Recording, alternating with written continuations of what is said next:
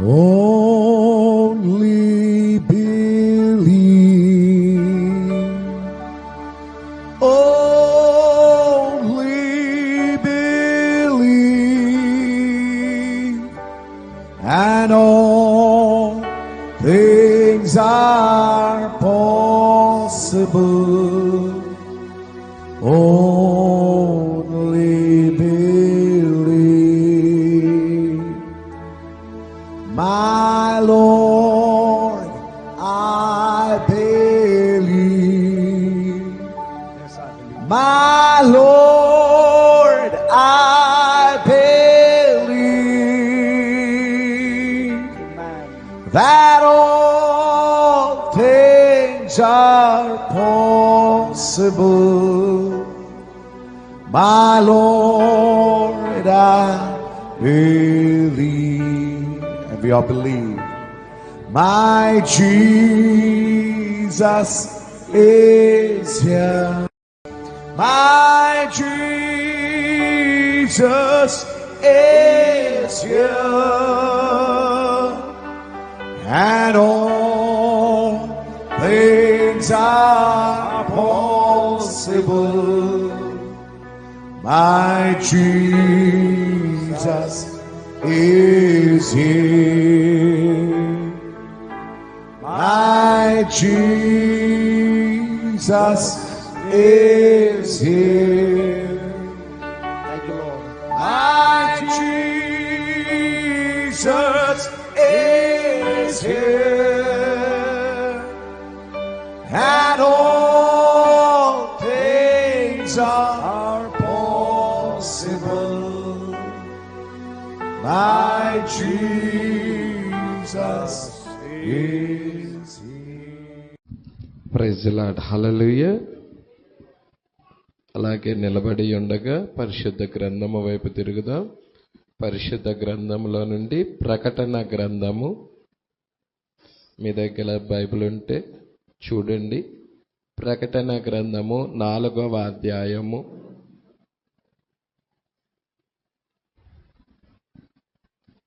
ఒకటి నుంచి 4 వచనాలు చదువుదాము. ఈ సంగతులు జరిగిన తర్వాత నేను చూడగా అదిగో పరలోకమందు ఒక తలుపు తెరవబడి ఉండెను. మరియు నేను మొదట వినిన స్వరము భూరధ్వని వలె నాతో మాటలాడగా వింటిని. ఆ మాట్లాడిన వాడు, ఇక్కడికి ఎక్కి రమ్ము, ఇక మీదట జరగవలసిన వాటిని నీకు కనపరచెదను అనెను. వెంటనే నేను ఆత్మవశుడనైతిని. అదిగో పరలోకమందు ఒక సింహాసనము వేయబడెను. సింహాసనమునందు ఒకడు ఆసీనుడై ఉండెను. ఆసీనుడైన వాని దృష్టికి సూర్యకాంత పద్మరాగములను పోలినవాడు మరకతము వలె ప్రకాశించు వర్షపు ధనస్సు సింహాసనమును ఆవరించి ఉండెను. సింహాసనము చుట్టూ 24 సింహాసనాలు ఉండెను. ఈ సింహాసనముల యందు 24 పెద్దలు తెల్లని వస్త్రములు ధరించుకొని తమ తలల మీద సువర్ణ కిరీటములు పెట్టుకున్న వారై కూర్చుండిరి. చాలండి. ప్రార్థన. స్తోత్రములు ప్రభువా, మహిమ గల రాజా, మీకే స్తుతులు స్తోత్రములు చెల్లించుకొనుచున్నాం. అయ్యా, ఇప్పటిదాకా నీ ప్రియబిడ్డలు పాటల ద్వారా నిన్ను స్తుతించారు. చప్పట్లు కొట్టుచు, వాయిద్యాలు వాయించుచు, కంఠ స్వరాల ద్వారా నీకు మహిమను తెచ్చారు ప్రభువా. అతి ప్రాముఖ్యమైన సమయంలోనికి మేము వచ్చి ఉన్నాము ప్రభువా. జీవ జలాల ఓట యొద్దకు మేము వచ్చి ఉన్నాము ప్రభువా. మీరే మమ్మల్ని తృప్తిపరచమని అడుగుచున్నాము. గడియ వాక్యం ఇవ్వమని అడుగుచున్నాము. ఇక్కడున్న ప్రతి వ్యక్తితో మాట్లాడమని అడుగుచున్నాము. మాకు అర్థమయ్యే రీతిలో వర్తమానం ఇవ్వమని అడుగుచున్నాము. ఈ స్థలములో కనబడని చీకటి ఆత్మలన్నిటినీ గద్దించండి ప్రభువా. ఆత్మీయ వాతావరణం కలగజేయండి ప్రభువా. పరిశుద్ధాత్మ వాతావరణం ఇక్కడ ఉండునుగాక. దురాత్మలన్నీ స్థలము నుండి వెళ్ళిపోవునుగాక. చీకటాత్మలు ఈ స్థలమును వదిలిపెట్టి వెళ్ళిపోవునుగాక. పరిశుద్ధాత్మ మాత్రమే ఇక్కడ సంచరించునుగాక. శుద్ధ హృదయాలు నీ ప్రియబిడ్డలకి కలగజేయండి ప్రభువా. ఇక్కడున్న ప్రతి వ్యక్తితో మీరు మాట్లాడమని, మీకే మహిమ తెచ్చుకోమని, వాక్యములో మా స్థానం ఏమై ఉన్నదో మేము చూసే కృప దయచేయమని నజరేయుడైన యేసుక్రీస్తు నామములో ప్రార్థన చేసి అడిగి వేడుకొనుచున్నాము. ఆమేన్. హల్లెలూయా. కూర్చుందాం. కింద కూర్చోలేని ఎవరైనా వారుంటే చైర్స్ లో కూర్చోండి.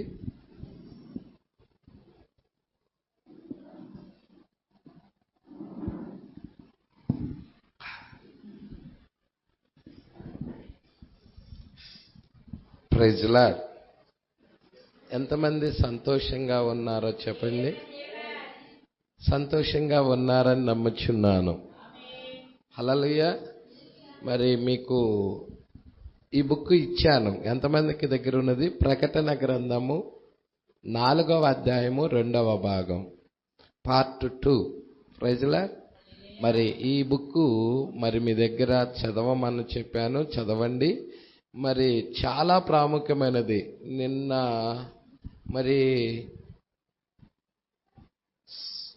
గురువారం అనుకుంటాను, గురువారమేనమ్మా, మన శుక్రవారమా, మన చేబ్రల్లో ఆరాధన జరిగింది శుక్రవారం. ప్రజల మరి శుక్రవారం తప్పుడు చేబ్రల్లో ఆరాధనలో కూడా దీని మీదే మాట్లాడాను. దీనిలో ఉన్న విషయమే అది. హల్లెలూయా. మరి ఏంటి ఆ విషయం అంటే, బిల్లిపాలు తన తండ్రి యొక్క చేతిని పట్టుకోవటము, మరి ఆ యొక్క రాత్రికాల సమయంలో మంచినీళ్ళు అవుతున్నప్పుడు, డాడీ నాకు మంచినీళ్ళు అవుతున్నాయి డాడీ అని అడిగినప్పుడు, ప్రజల కుమారుడా డాడీ బాగా అలిసిపోయాడు, నువ్వు వెళ్ళిపోయి అక్కడ గ్లాస్ ఉంటుంది తీసుకొని తాగమని చెప్పాడు. ఆ వంటింటి కాడకి వెళ్ళిపోమని చెప్పాడు. వెళ్ళిపోయి తాగంటే నాకు భయమేస్తుంది డాడీ అని అడిగాడు. మరి 3-4 సంవత్సరాల పిల్లవాడు ఆట చెప్పినప్పుడు విసికించమ్మా, విసికించొద్దు నీ డాడీని అన్నప్పుడు పరిగెత్తుకొని వెళ్ళి అక్కడ తాగేసి మళ్ళీ అక్కడ పెట్టేసి పరిగెత్తుకొని రా అన్నాడు. అయినా కానీ డాడీ నాకు భయమేస్తుంది అన్నప్పుడు డాడీ ఆ నిద్రమత్తులోనే లేచి నడుచుకుంటా వెళుతూ ఉన్నాడు. మరి అక్కడ నేల మీద మరి ఒక రగ్గు లాంటిది ఒకటి వేసినది, దాన్ని తగిలి బిల్లిపాలు పడబోతున్న టైంలో బిల్లిపాలు చెయ్యి ప్రవక్త చేతిలో ఉన్నది కాబట్టి బిల్లిపాడు అక్కడ దెబ్బ తగలకుండా కాపాడబడ్డాడు. Praise lord. దాని గురించి మాట్లాడతా మన చెయ్యి దేవుని చేతిలో ఉండాలనే దాని మీద శుక్రవారం తప్పుడు మాట్లాడటం జరిగినది నిన్నటికాల సమయంలో. ఎంతమంది ఆనందించారో. మరి వర్తమానము కూడా నేను రికార్డ్ చేసిన వర్తమానం రాలేదు. అయితే మహి గ్రేస్ సెల్లులో రికార్డ్ చేసినది ఆ వర్తమానం కొంచెం బాగొచ్చింది కాబట్టి దాన్ని పెట్టడం జరిగినది. దేవుడికి మహిమ కలుగును గాక. సరే, చాలా జాగ్రత్తగా గమనిద్దాము ఈ పూట. మరి దీంట్లోనే నేను వర్తమానం తీసుకోవటానికి ఇష్టపడుచున్నాను. హల్లెలూయా. మరి 16వ పేరా మీ దగ్గర వర్తమానము కనుక ఉంటే 12వ పేజీ నెంబరు నా దగ్గర ఈ పుస్తకంలో 12వ పేజీ, మీ దగ్గర కూడా సేమే కాబట్టి ఈజీగా చూడొచ్చు. ప్రైజ్లా. మరి 12వ పేజీ 16వ పేరా వైపుకి తిప్పాలని నేను ఇష్టపడుచున్నాను. దేవుడికి మహిమ కలుగును గాక. హల్లెలూయా. మరి ఇక్కడ మనం చూస్తా ఉన్నాం, ఇప్పుడు గత 8 దినాల కూడికలలో మనము సంఘకాలాల మీద మాట్లాడుకొని ఉన్నాము. ఎన్ని దినాలండి? 8 దినాల కూడికలో సంఘకాలాల మీద మాట్లాడుకొని ఉన్నాము. గత రాత్రి ప్రకటన గ్రంథము 4వ అధ్యాయము 2వ వచనమును మనము మాట్లాడుకున్నామని నేను అనుకుంటున్నాను. అంటే దీనికి ముందున్న పార్ట్ ఒకటి ఉంది. ఏంటది? ప్రకటన గ్రంథం 4వ అధ్యాయం మొదటి భాగం. అది దాదాపుగా ఎన్ని భాగాలు వచ్చినాయి అంటే 30 భాగాలు వచ్చినాయి. చిన్న పుస్తకం అది. దీని మీద సగం ఉంటుంది అంతే. దీనిలో సగం ఉంటుంది. 30 భాగాలు వచ్చినాయి. అయితే ఇది మరి సగమే 30 వస్తే ఇది 60 భాగాలు వచ్చిద్దామో అనుకోవాకండి. దేవుడికి వైపు కలుగురుగాక. ఎందుకంటే మరి దేవుడు మీతో దీన్ని క్లుప్తపరిచి మాట్లాడతాడని ఇష్టపడుచున్నాను. హల్లెలూయా. మరి జాగ్రత్తగా గమనించండి. మరి ఇది ఇక్కడ మరి తెనాల్లో కంటిన్యూషన్ చేస్తాను అన్నమాట. ఈ వర్తమానం చేబ్రోల్లోను మరి తెనాల్లోను 2 చోట్ల కూడా ఈ వర్తమానం కంటిన్యూషన్ జరుగుతుంది. మీరు టేప్స్ వింటా ఉండండి. టేప్స్ మాత్రం మిస్ అవ్వద్దు. టేప్స్ వింటేనే మీరు ఈ విషయాలు ధ్యానం చేయగలుగుతారనమాట. దేవుడికి మహిమ కలుగును గాక. ఒకవేళ నెట్ లేదయ్యా అంటే ఎవరి దగ్గర వచ్చినప్పుడు హాట్స్పాట్ ఆన్ చేసుకోండి, డౌన్లోడ్ చేసుకోండి. డౌన్లోడ్ చేసుకున్నారంటే అది ఇక నెట్తో పని లేదనమాట, ఉండిపోతుంది. దేవుడికి మహిమ కలుగును గాక. హల్లెలూయా. కాబట్టి చాలా జాగ్రత్తగా గమనించండి. ఇక్కడ 16వ వచనము దగ్గరికి 16వ వచనం దగ్గరికి నేను వచ్చాను. 16వ పేరా. హల్లెలూయా. 16వ పేరాలో ఏముంటుందంటే, గత 8 దినాల కూడికలో మనము సంఘకాలాల మీద మాట్లాడుకుని ఉన్నాము. గత రాత్రి ప్రకటన గ్రంథము 4వ అధ్యాయము 2వ వచనం మనం చేరుకున్నామని నేను అనుకుంటున్నాను. దాన్ని పొందుకొనుటకు గత రాత్రి మీరందరూ ఇక్కడే ఉండాలని నేను అనుకుంటున్నాను. కాబట్టి నేను ఈ ఉదయము దిగువకు వచ్చి 1 లేక 2 వచనాలు తీసుకున్నట్లయితే, మరియు లేక ప్రభు నడిపింపు ఎంతవరకు ఉంటే అంతవరకు నాకు తెలియదు.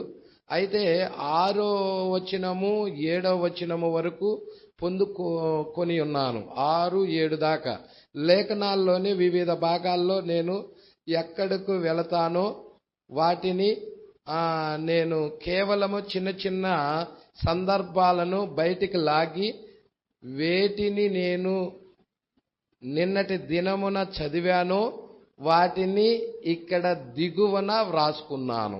ప్రజల మరి చాలా జాగ్రత్తగా గమనించండి. పోయిన వారం మనం చూసినప్పుడు ఏం చెప్పబడిందంటే, దాని యొక్క ముగింపులో మరి ప్రకటన గ్రంథం 4వ అధ్యాయం మొదటి భాగం యొక్క ముగింపులో సూర్యకాంత పద్మరాగములను పోలినవాడు ఉన్నదండి. అది అంటే అక్కడ సూర్యకాంతపు రాయి ఉన్నది, పద్మరాగపు రాయి ఉన్నది. ఆ రాళ్ల గురించి ఉన్నాయి. మొత్తం అక్కడ 12 రాళ్ళు ఉంటాయి. సూర్యకాంతపు రాయి ఎవరికి సంబంధించింది అంటే రూబేనికి. పద్మరాగపు రాయి బెన్యామీన్కి ఉన్నది. బెన్యామీన్ ఎన్నోవాడంటే చివరివాడు. బెన్యామీన్ చివరివాడు కదండి. హల్లెలూయా. బెన్యామీన్ చివరివాడు. మొదటివాడు ఆయనే, చివరివాడు ఆయనే. మొదటివాడు, కడపటివాడు, అల్ఫా ఒమేగా. ప్రజలాడి దేవుడికి మహిమ కలుగును గాక. మరి ఇక్కడ మనం చూస్తూ ఉన్నాము. జాగ్రత్తగా కనుక మనం గమనించినట్లయితే ప్రవక్త ఏమంటున్నాడంటే, దాంట్లో యెహెజ్కేలు గ్రంథంలోకి వెళ్తాను, ప్రకటన గ్రంథంలోకి వెళ్తాను, ఆది కాండంలోకి వెళ్తాను అని చెప్తా వచ్చాడు. ఆ ముగింపు యొక్క మాటల్లో మరి నేను యెహెజ్కేలు గ్రంథంలోకి వెళ్తాను, అక్కడ కొన్ని లేఖనాలు చూపిస్తాను, ప్రకటన గ్రంథంలోకి వెళ్ళి కొన్ని లేఖనాలు తీసుకుంటాను, ఆది కాండంలోకి కూడా వెళ్ళి కొన్ని లేఖనాలు తీసుకుంటానని చెప్తా ఉన్నాడు. ప్రజలాడు దేవుడికి మహిమ కలుగును గాక. మరి మీకు ప్రకటన గ్రంథం దగ్గరికి వచ్చేసరికి 4వ అధ్యాయంలో 4 జీవులు కనపడతాయి మీకు. అసలు ఏంటి ఆ 4 జీవులు అనే దాని గురించి దీంట్లో వివరణిస్తాడు. ప్రజలాడు చాలా ఇంపార్టెంట్ అయిన వర్తమానం ఇది. హల్లెలూయా. 4వ అధ్యాయంలో వధువు ఎత్తబడతా ఉన్నది. దేవుడికి మహిమ కలుగును గాక. ఈ సంగతులు జరిగిన తర్వాత, అంటే సంఘకాలాలు జరిగిన తర్వాత, హల్లెలూయా, బూరధ్వని వినబడతా ఉన్నది. ఇక్కడికి ఎక్కిరమ్మని ఒక స్వరం వినబడతా ఉన్నది. అంటే యోహాను యొక్క ఎత్తబాటు. యోహాను ఎవరై ఉన్నారు అంటే వధువు. యోహాను ఎవరై ఉన్నారండి? వధువై ఉన్నారు. అంటే వధువు యొక్క ఎత్తబాటు ఏ అధ్యాయంలో ఉంది? ప్రకటన గ్రంథం 4వ అధ్యాయంలో ఉన్నది. దేవుడికి మహిమ కలుగును గాక. అంటే ఇది ఎత్తబాటుకు సంబంధించిన అధ్యాయమై ఉన్నది. ఇంకా ఎత్తబాటులోకి మనం వెళ్ళాలి అంటే మనం ఏం పొందుకోవాలో దీనిలో మాట్లాడుతూ ఉన్నాడు. హల్లెలూయా. బూరధ్వని మనం వినవలసిన వారమై ఉన్నాం. అక్కడ యోహాను ఎత్తబడే ముందు ఏం విన్నాడండి? బూరధ్వని విన్నాడు. మొదట వినిన స్వరమే మరలా మాట్లాడుతూ ఉన్నది అన్నాడు. అంటే మొదట ఆ బూరధ్వని విన్నారు, మరలా ఇక్కడికి ఎక్కిరమ్మని బూరధ్వని మరలా విన్నాడు ఆయన. అదే స్వరమై ఉన్నది. మరి పరలోకమందు తలుపు తెరవబడతాం చూశాడు, భూమి మీద కూడా తలుపు తెరవబడతాం చూశాడు. ప్రజల ఇక పరలోకంలో సింహాసనము వేయబడుతుంది గురించి మాట్లాడాడు. ఇవన్నీ కూడా మనము పోయిన మొదటి పుస్తకంలో చూసాము. ఇంకా యోహాను గురించి ఏమన్నాడంటే, మీరు చూసినట్లయితే, నేను వచ్చు పర్యాంతరం వరకు అతడు ఉండుట నాకు ఇష్టమైతే అది మీకేమన్నాడు. అంటే యోహాను యేసుక్రీస్తు యొక్క రాకడను చూస్తాడని, యేసుక్రీస్తు యొక్క రాకడ వచ్చే వరకు కూడా ఆ ప్రణాళిక అంతా ఏం జరుగుతుందో యోహానికి బయలుపరచబడుతుందని అక్కడ క్లియర్గా యేసే మాట్లాడి ఉన్నాడు. ప్రజల ఇంకా కొన్ని వచనాలు కనుక మనం చూసినట్లయితే, పోయిన గత దినాల్లో చెప్పుకున్నవి పేతురు, యోహాను, యాకోబులు. ఇక్కడ నిలిచి ఉన్న వారిలో కొందరు మనుష్య కుమారుడు తన రాజ్యముతో వచ్చుట చూచు వరకు మరణాన్ని రుచి చూడరని, ఆ రాజ్యము గురించి కూడా మనం మాట్లాడుకొని ఉన్నాము. అది రెండవ రాకడ యొక్క ముందు ప్రదర్శన గురించి కూడా మాట్లాడుకుని ఉన్నాము. ప్రకటన గ్రంథము, అదే మత్తయి సువార్త 17వ అధ్యాయంలో ఇక్కడ మనం చూస్తూ ఉన్నాము. చాలా జాగ్రత్తగా గమనిద్దామండి. హల్లెలూయా. ఈ ఉదయం నేను దిగువకు వచ్చి 1 లేక 2 వచనాలు తీసుకున్నట్లయితే, లేక ప్రభు నడిపింపు ఎంతవరకు ఉంటే అంతవరకు, నాకు తెలియదు, అది 6 లేక 7 వచనాల వరకు పొందుకున్నాను. నేను లేఖనాల్లోని వివిధ భాగాల్లో నేను ఎక్కడికి వెళతానో వాటిని నేను కేవలం చిన్న చిన్న సందర్భాలు బయటకు లాగి, వాటిని నేను నిన్నటి దినమున చదివి ఉన్నానో వాటిని అక్కడ దిగున రాసుకొని ఉన్నాను అంటున్నాడండి. ఇప్పుడు 17వ పేరా గనక మీరు చూసినట్లయితే ఇక్కడ చూడండి. మరియు ఇప్పుడు మనము వాటిని కనుగొంటాము. గత రాత్రి వాటిని మనము వదిలేశాము, నేను నమ్ముచున్నాను. 2వ వచనములో మళ్ళీ అదేవిధంగా 8వ వచనము ప్రారంభములో అది ఉన్నదని నేను అనుకుంటున్నాను. మీరు పరిశుద్ధ గ్రంథాన్ని దగ్గర పెట్టుకోవాలండి. ప్రకటన గ్రంథం 4వ అధ్యాయము 2వ వచనములోను, మరి అదేవిధముగా ప్రకటన గ్రంథం 4వ అధ్యాయము 8వ వచనం ప్రారంభంలోను అది ఉన్నదని నేను అనుకుంటున్నాను. మరియు మనము వేటిని వదిలేశామంటే, బూరధ్వని వంటి స్వరము, అది నిజము కాదా? స్వరము యొక్క శబ్దం నన్ను దాన్నంత చదవనీయము. కావున ఇప్పుడు మనము వెనకకు వెళ్ళగలం. ఈ సంగతులు జరిగిన తర్వాత నేను చూడగా, అంటే ఎక్కడికి వెళ్ళాడు? మొదట వచనానికి వెళ్ళాడు. మరియు అదిగో పరలోకమందు ఒక తలుపు తెరవబడెను. నేను మొదట వినిన స్వరం బూరధ్వని వలె నాతో మాట్లాడగా వింటిని. ఆ స్వరము ఇక్కడికి ఎక్కిరమ్ము, మరియు ఇక మీదట జరగవలసిన వాటిని నీకు కనపరిచెదను. ఇదేనండి మొదటి వచనం. హల్లెలూయా. వెంటనే నేను ఆత్మవశుడనైతిని. అదిగో పరలోకమందు ఒక సింహాసనము వేయబడి ఉండెను. ఆ సింహాసనమునందు ఒకడు ఆసీనుడై ఉండెను. ఆసీనుడైన వాడు దృష్టికి సూర్యకాంత పద్మరాగములు పోలినవాడు, మరకతము వలె ప్రకాశించు వర్షపు ధనస్సు సింహాసనమును ఆవరించి ఉండెను. ప్రజల, మీకు తెలుసా దేవుని రంగేదో? మరకతము. ఏ రంగండి? మరకతము ఏమవుతుంది? సింహాసనాన్ని ఆవరించి ఉన్నది. మీరు చూసారా అక్కడ? ఆసీనుడైన వాడు దృష్టికి సూర్య కాంత పద్మరాగములను పోలినవాడు, మరకతము వలె ప్రకాశించు వర్షపు ధనస్సు సింహాసనాన్ని ఆవరించి ఉండెను. ఇప్పుడు మరకతము అంటే ఇది 2 రంగుల యొక్క మిశ్రమముగా కనపడుతుంది. ఏంటది? పచ్చ, పసుపు. చూస్తున్నారా అండి? ఇక్కడ కొంచెం 18వ పేరా వైపుకు తిరుగుదాం. ఇప్పుడు ఈ అందమైన పాఠము మనము ఈ ఉదయము నేను వచ్చుటకు ముందుగా 6వ వచనమునకు వస్తున్నాను. ఎన్నో వచనం దగ్గరికి? నేను అనుకున్నాను, ఓ మై, నేను దాన్ని దాటి వెళ్ళలేను. ఎందుకంటే ఈ 6వ వచనములో ఉన్న దాన్ని ప్రజలందరూ జాగ్రత్తగా వినాలని నేను కోరుకుంటున్నాను. మనము ఈ జీవుల యొద్దకు వెళ్ళుటకు ముందు, ఇంతకీ 6వ వచనంలో ఏముందో చదవండి అమ్మా. మరియు ఆ సింహాసనము ఎదుట స్ఫటికమును పోలిన గాజు వంటి సముద్రమున్నట్టుండెను. ఆ సింహాసనమునకు మధ్యను సింహాసనము చుట్టూను ముందు వెనక కన్నులతో నిండిన, ఇదే కదండి, ఆ సింహాసనము మధ్య, సింహాసనము చుట్టూ ముందు వెనక కన్నులతో నిండిన 4 జీవులు.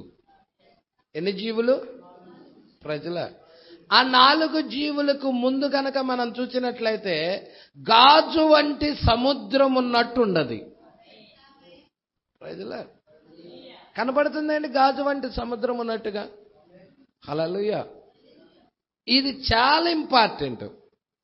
దేవుడికి మహిమ కలుగును గాక. దీని మీదే ప్రవక్త మాట్లాడటానికి ఈ 6వ వచనములో ఉన్నదాన్ని ప్రజలందరూ జాగ్రత్తగా వినాలని నేను కోరుచున్నాను అంటున్నాడు. ఇప్పుడు మనం చదివాము కదండి 6వ వచనం, దాని మీదే. మనము ఈ జీవుల యొద్దకు వెళ్ళుటకు ముందు, ఇక్కడ జీవులకు భిన్నమైన నిర్వచనాలు ఇచ్చారు. ఇంతకీ అక్కడ పరలోకమందు ఎన్ని జీవులు ఉన్నాయి? ఇంతకీ ఆ జీవులు ఏంటి?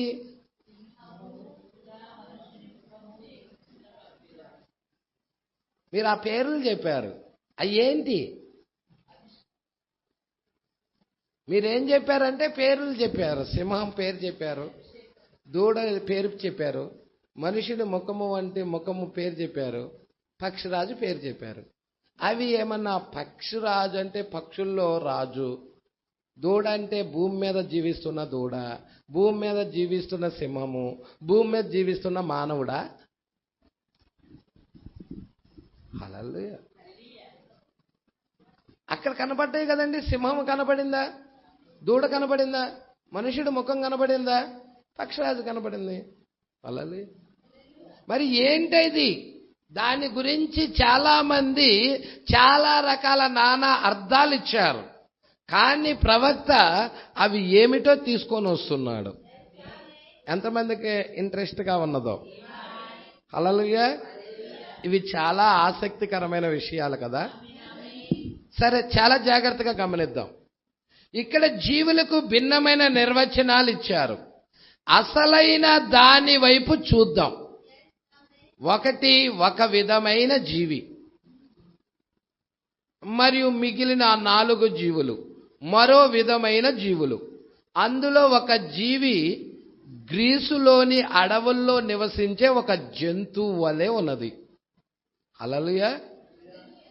గ్రీసు దేశస్థములో అడవుల్లో నివసించే ఒక జంతువు వలె ఉన్నది. మరొక దాన్ని కింగ్ జేమ్స్ అనువాదములో సరిగా తర్జుమా చేయలేదు కానీ అది ఒక మృగము కాదు. అది మృగము కాదు. మరి అది జీవించే జీవే. అది మాత్రం మృగము కాదు కానీ జీవించే జీవే.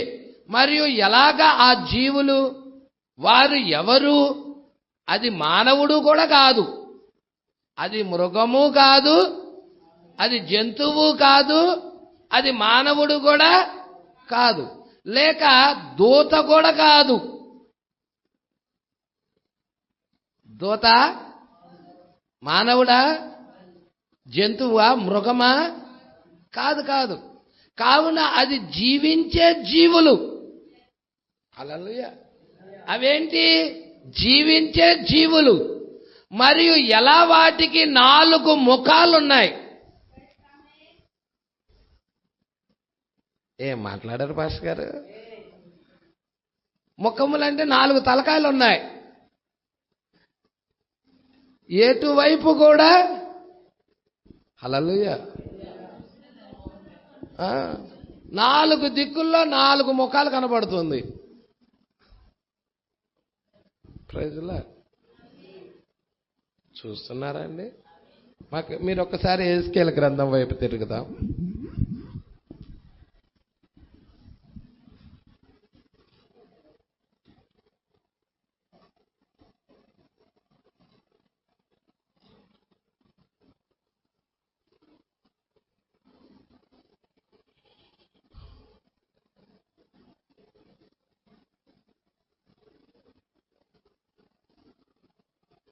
ఒకటవ అధ్యాయం.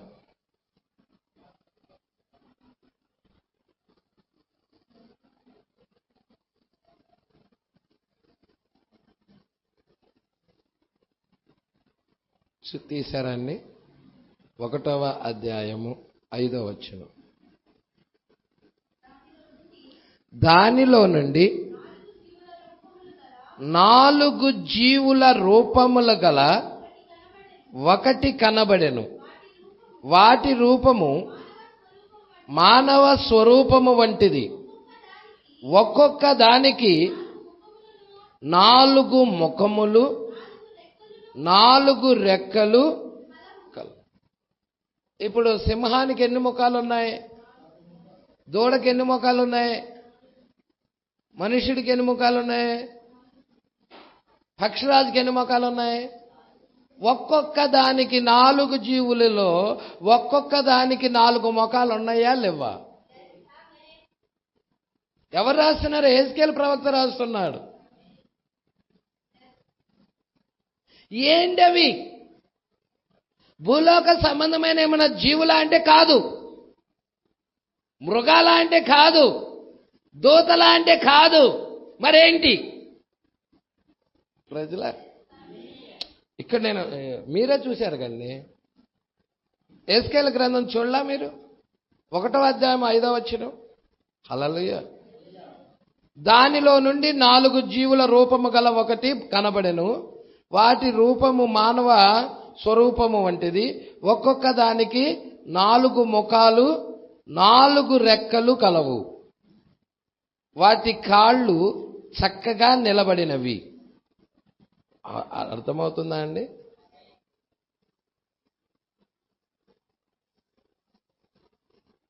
ఇప్పుడు 10వ వచనం చూడమ్మా.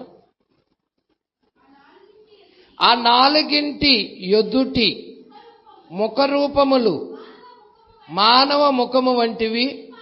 కుడి పార్శ్వపు రూపములు సింహపు ముఖము వంటివి. ఎడమ పార్శ్వపు ముఖములు ఎద్దు ముఖము వంటివి. 4 పక్షిరాజు ముఖము వంటి ముఖములు కలవు.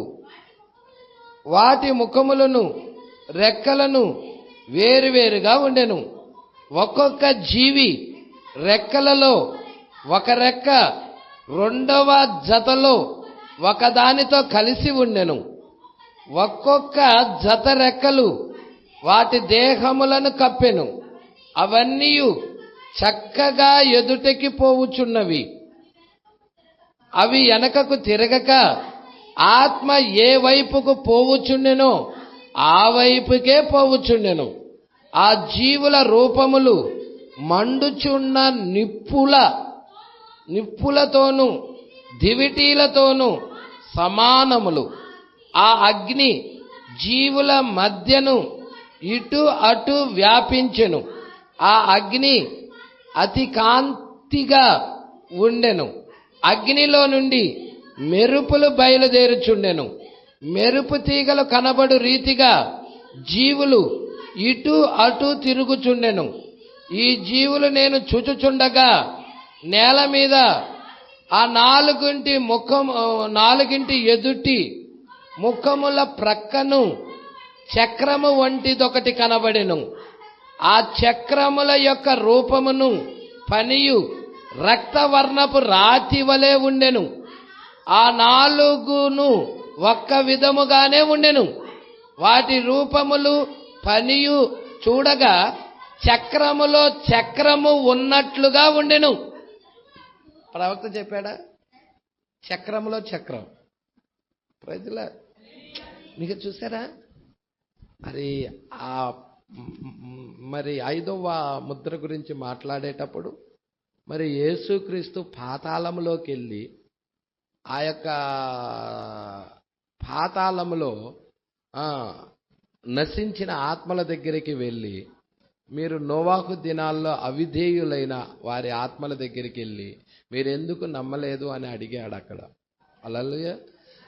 ఆ తర్వాత దీవించబడిన ప్రజల దగ్గరికి వచ్చినప్పుడు అబ్రహాము ఆయన్ని కలుసుకోవటం, ఆయన అబ్రహాము గుర్తుపెట్టి మరి ఆ మమ్రే సింధూరవనం దగ్గర వచ్చిన ఆయన ఈయనేనని, శారా రొట్టెలు తయారు చేసి ఇచ్చిన ఆయన ఈయనేనని, ఏస్కేల్ అయితే ఆ చక్రములో చక్రముగా చూడటము, ప్రజల వాళ్ళ యొక్క అనుభవాలన్నీ పంచుకున్నారు అక్కడ.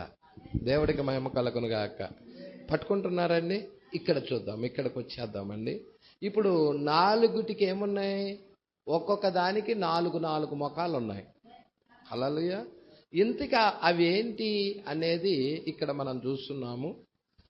ఒక జీవి గ్రీసులో అడవిలో నివసించే జంతువు వలె ఉన్నది. మరొకటి కింగ్ జేములో సరిగా తర్జుమా చేయలేదు కానీ అది మృగము కాదు, అది జీవించే జీవే. ఎలాగూ ఆ జీవులు వారు ఎవరు? అది మానవుడు మాత్రం కాదు, లేక దూత అంటే దూత కూడా కాదు. కావున అది జీవించే జీవులు. అవేంటి? జీవించే జీవులు. మరియు ఎలా వాటికి 4 ముఖాలున్నాయి మరియు 4 ఓమై మనము దాన్ని సువార్తల్లో తీసుకొని రాగలము. ఈ 4 జీవులని సువార్తల్లో తీసుకొని రాగలము. మీరు చూస్తే ఎన్ని సువార్తలు ఉన్నాయి? 4 సువార్తలు ఉన్నాయి. హల్లెలూయా. ఏంటి చెప్పండి? మత్తయి సువార్త, మార్కు సువార్త, లూకా సువార్త, యోహాను సువార్త.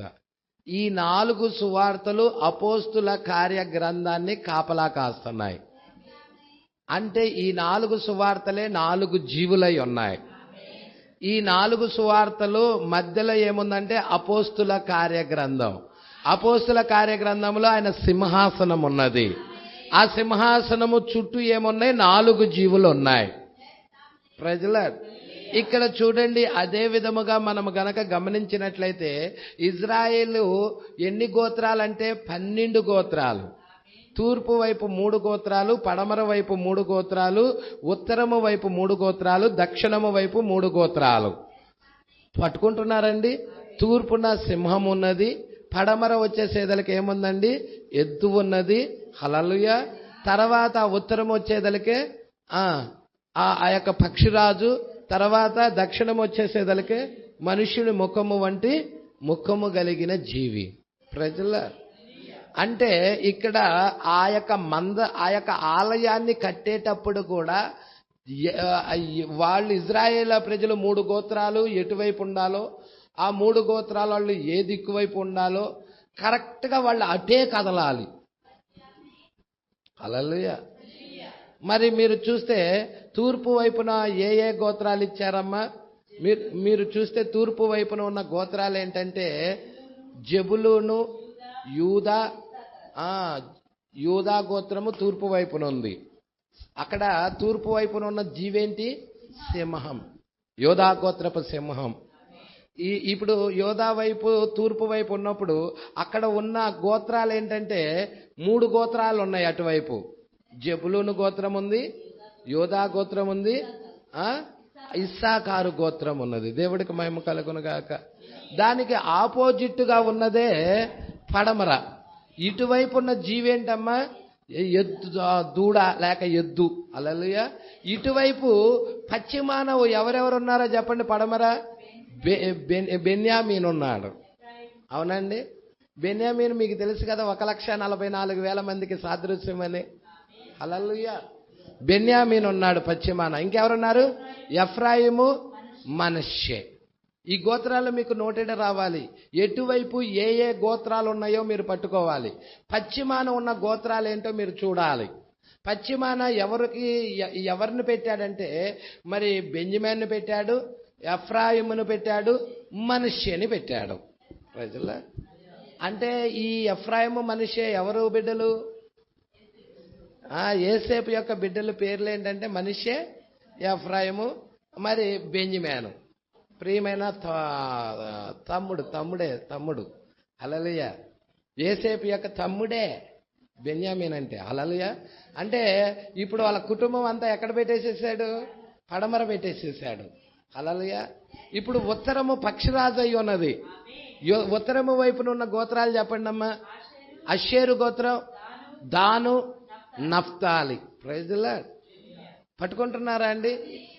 ఈ యొక్క ఉత్తరము వైపున ఉన్న గోత్రాలు ఏమిటంటే అషేరు, దాను, నఫ్తాలి. ఈ యొక్క పక్షిరాజు గోత్రము వైపు ఉన్నారు వీళ్ళు. దక్షిణము వైపు ఉన్న గోత్రాలు మనుషుని ముఖము వంటి ముఖము కలిగిన జీవి ఇక్కడ ఉన్నది దక్షిణము వైపు. ఇక్కడ కూడా 3 గోత్రాలు ఉన్నాయి. ఇక్కడ ఉన్న 3 గోత్రాలు ఏంటమ్మా? సీమోను కాదమ్మా. సీమోను ఎందుకుంటాడు? షిమ్యోన్ అమ్మా. షిమ్యోను గోత్రం. అవునండి. షిమ్యోను, రూబేను, గాదు. హల్లెలూయా. పట్టుకుంటున్నారండి? షిమ్యోను, రూబేను. యాక్చువల్గా రూబేను పెద్దోడు కదండి, పెద్దాడు కదండి రూబేను.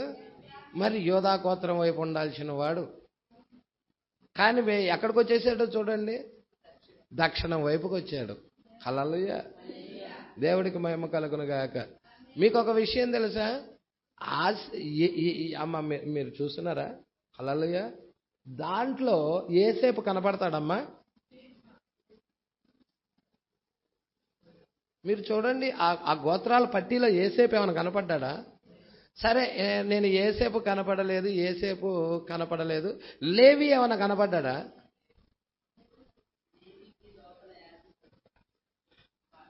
లేవి కూడా కనపడాడు అక్కడ. ఎందుకంటే ఆలయ నిర్మాణ పనులన్నీ కూడా లేవి గోత్రమే చేయాలి. Praise the Lord. అంటే ఆలయంలో వాళ్ళు ఇటువైపు 3 గోత్రాలు, ఇటువైపు 3 గోత్రాలు, వెనక వైపు 3 గోత్రాలు, ముందు వైపు 3 గోత్రాలు, వీళ్ళన్నీ కష్టపడి అంతా కూడా చెమటోర్చి ఆలయానికి తీసుకొని రావాలి. ఆలయం యొక్క బాగోగులన్నీ లేవి గోత్రం చూసుకోవాలి. ఇప్పుడు లేవి గోత్రం ఏంటంటే యాజకులై ఉన్నారు లేవీలు. సరే, లేవీలు యాజకులు కాబట్టి మధ్యలో పెట్టేశారు. ఆలయంలో ఉన్నారు వాళ్ళు, బాగానే ఉంది. మరి పాస్టర్ గారు యోసేపు సంగతి ఏంటి పాస్టర్ గారు? యోసేపు ఎందుకు లేడంటావు? యోసేపు సంగతి ఏంటి? హల్లెలూయా. మీరు చూడండి, అక్కడ యోసేపు గోత్రం కనపడలేదు. కానీ మీరు ఒక్కసారి ప్రకటన గ్రంథం 7వ అధ్యాయం వైపు తీయండి.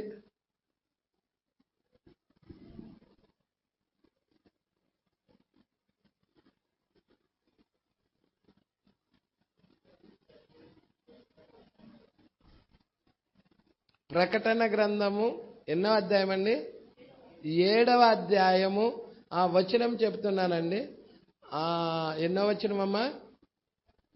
4. అమ్మ చూడు. మరియు ముద్రించబడిన వారు లెక్క చెప్పగా వెంటనే ఇజ్రాయెల్ గోత్రాలన్నిటిలో ముద్రించబడిన వారు 144,000 మంది. 5వ వచనం నుండి జాగ్రత్తగా చూడండి అమ్మా. యోధా గోత్రములో ముద్రించబడిన వారు 12,000 మంది. అవునా? తర్వాత రూబేను గోత్రములో 12,000 మంది, గాదు గోత్రములో 12,000 మంది, అషేరు గోత్రములో 12,000 మంది, నఫ్తాలి గోత్రములో 12,000 మంది, మనష్షే గోత్రములో 12,000 మంది, షిమ్యోను గోత్రములో 12,000 మంది, లేవి గోత్రములో లేవి వచ్చాడా ఇక్కడ? లేవి గోత్రములో 12,000 మంది. హల్లెలూయా. పట్టుకుంటున్నారండి? ఇష్మాకారు గోత్రములో 12,000 మంది, జెబులూను గోత్రములో 12,000 మంది, యోసేపు గోత్రములో అమ్మ ఎవరు వచ్చారు ఇక్కడ చూడండి? ఇంకెవరో వచ్చారండి. యోసేపు వచ్చాడు ఇక్కడ. యోసేపు గోత్రం కూడా వచ్చేస్తుంది ఇక్కడ. నీకు అక్కడ ఆ పట్టీలో యోసేపు గోత్రం కనపడలా. మీకు ఇచ్చారు కండి ఆ ఫోటోలో యోసేపు గోత్రం ఏమైనా కనపడిందా? కానీ ఇక్కడ ప్రకటన గ్రంథము 7వ అధ్యాయముల దగ్గరికి వచ్చేసేదానికి యోసేపు గోత్రం వస్తుంది. యోసేపు గోత్రములో ఎన్ని వేల మంది? 12,000 మంది. అవునా?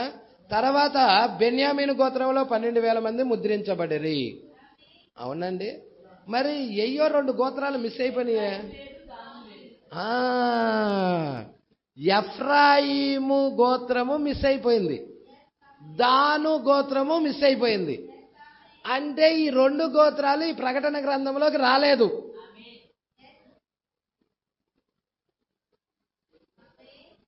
గోత్రము గోత్రమే, కుటుంబం కాదు. గోత్రము గోత్రమే తీసేశారు. హల్లెలూయా. వై, కారణం ఏంటి? ఎందుకని దాను గోత్రము, ఎందుకని ఎఫ్రాయిము గోత్రాన్ని తీసేశాడు? అది గనక మీరు ఎరిగారనుకో, మీకు గనక ఆ రెవల్యూషన్ గనక దొరికిందనుకో, అసలు ఆరాధన వదిలిపెట్టరు మీరు. అందరికంటే ముందొచ్చి కూర్చునేదే మీరు. ప్రజల ఆ రెవల్యూషన్ మీకు కావాలంటే జీవ గ్రంథము చదవండి. ఇప్పుడు నా సబ్జెక్టు అవి ఎందుకు తీసేశాడనేది కాదు. హల్లెలూయా. మీకు ఒక క్లూ ఇచ్చాను. ఎందుకు తీసేశాడో నీకు రిజల్ట్ కావాలంటే జీవ గ్రంథము చదవండి. బుక్ పేరు జీవ గ్రంథము. సరే, నాకు ఆ బుక్ ఇండివిజువల్గా లేదు పాస్టర్ గారు అంటారా? సంఘకాలాలలో సార్దీసు సంఘకాలంలో జీవగ్రంథం గురించి రాయబడుతుంది, చదవండి. సార్దీసు సంఘకాలంలో జీవగ్రంథం గురించి రాయబడుతుంది, చదవండి.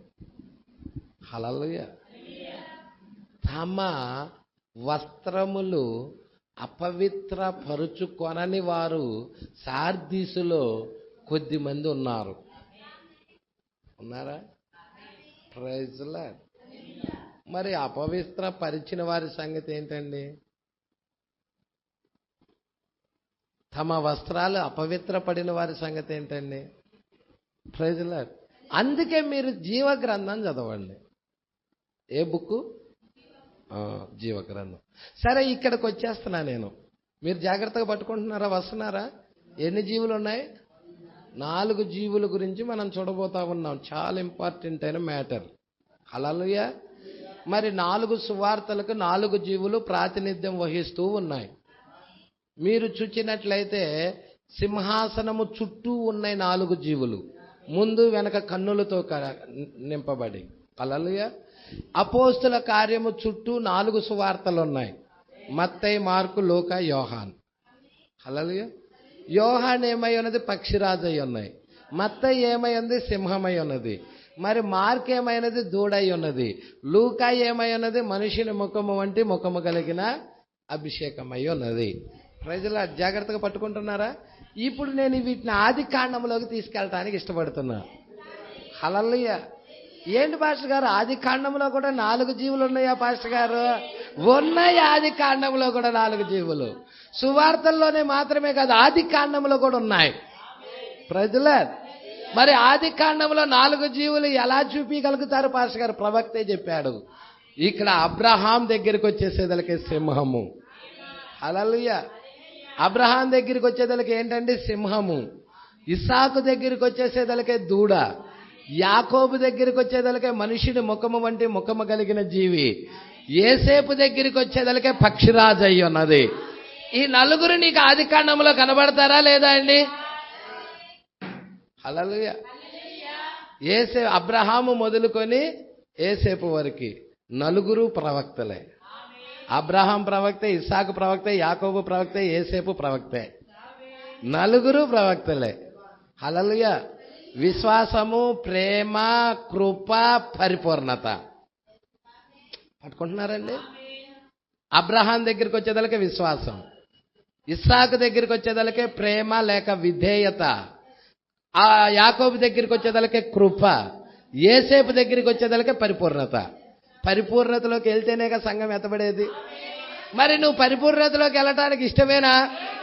మరి పరిపూర్ణతలోకి వెళ్ళటం కొరకైనా పక్షిరాజు అభిషేకం దిగొచ్చినది.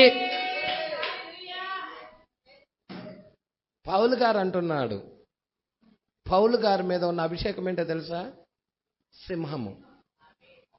అపోస్తలుల మీద ఉన్న అభిషేకం ఏంటండి? సింహము. అవునా? పౌలు గారు పునాది గురించి మాట్లాడాడు. హల్లెలూయా. మూలరాయి గురించి మాట్లాడాడు. దేవుడికి మహిమ కలుగును గాక. పస్కా పండుగ గురించి మాట్లాడాడు. పులియని రొట్టెల పండుగ గురించి మాట్లాడాడు. మరి ప్రథమ ఫలాల పండుగ గురించి మాట్లాడాడు, పెంతుకోస్తు పండుగ గురించి మాట్లాడాడు. అయితే మీరు చూడండి, బోరల గురించి కానీ, ప్రాయచిత్తం గురించి కానీ, పర్ణశాలల గురించి కానీ మాట్లాడిన ప్రవక్త ఎవరయ్యా అంటే 7వ సంఘకాలంలో వచ్చిన ప్రవక్త.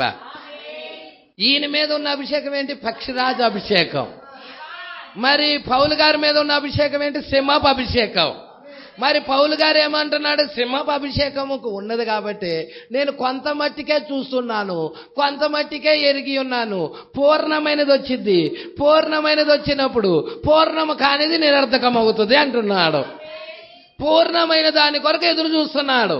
పూర్ణమైనది వచ్చే కాలం ఏదయ్యా అంటే పక్షిరాజు కాలమై ఉన్నది. అంటే మనం జీవిస్తున్న ఈ కాలము పక్షిరాజు కాలము, పూర్ణమైనది వచ్చే కాలం. మరి పూర్ణమైనది వచ్చిందా? ఆ పూర్ణమైనది ఏంటో ఎరిగారా? పొందుకున్నారా? పూర్ణమైనది పొందుకున్నారా? పొందుకుంటే అసలు ఆ వ్యక్తి ఆనందమే వేరు. ఆ వ్యక్తి ఆనందము, సంతోషము అంతా ఇంత కాదు. హల్లెలూయా. ఎందుకో తెలుసా? అతడు ఈ లోక సంబంధి కాదిక, అతడు పైన పరలోక సంబంధి అయి ఉన్నాడు. హల్లెలూయా. సరే, జాగ్రత్తగా గమనిద్దాము. ఇక్కడికి వచ్చేసేద్దాము. అందుకే బుక్స్, టేప్స్ ఎక్కువగా వినాలని చెప్తున్నాము. జాగ్రత్తగా మీరు గమనిస్తారని, వింటారని నమ్ముచున్నాను. ఇక్కడ ఏమంటున్నాడమ్మా? 4 జీవులు కనబడుతున్నాయి, మరియు ఎలా వాటికి 4 ముఖాలున్నాయి, మరియు 4 ఓమై మనము దాన్ని సువార్తల్లో తీసుకొని రాగలము, మరియు దాన్ని వెనుకకు తీసుకొని వచ్చి దాని స్థానములో పరిపూర్ణముగా ఇక్కడే పెడదాం. మరియు జ్ఞాపకం ఉంచుకోండి, 4 అనేది భూ సంబంధమైన సంఖ్య. 4 అనేది పరలోక సంబంధమైందా?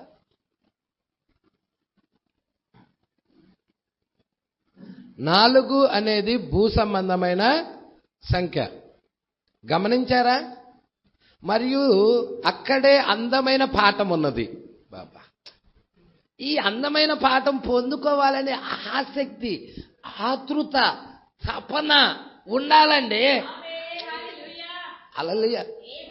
500 రూపాయల పని కోసం మనిషి ఆరాట పడతా ఉంటాడు.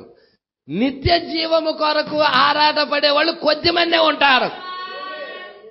అదేమో కంటికి కనబడుతుందండి, ఇదేమో కంటికి కనపడదు, చెవికి కనపడదు, హృదయానికి గోచరమే కాదు. హల్లెలూయా. ఎక్కువ మంది జనాభా దానికోసం వెళ్తారు, తక్కువ మంది దీనికోసం ఉంటారు. దీనికోసం ఉన్నవారిలో ఇక్కడ నువ్వు ఉన్నావా? Praise the lord.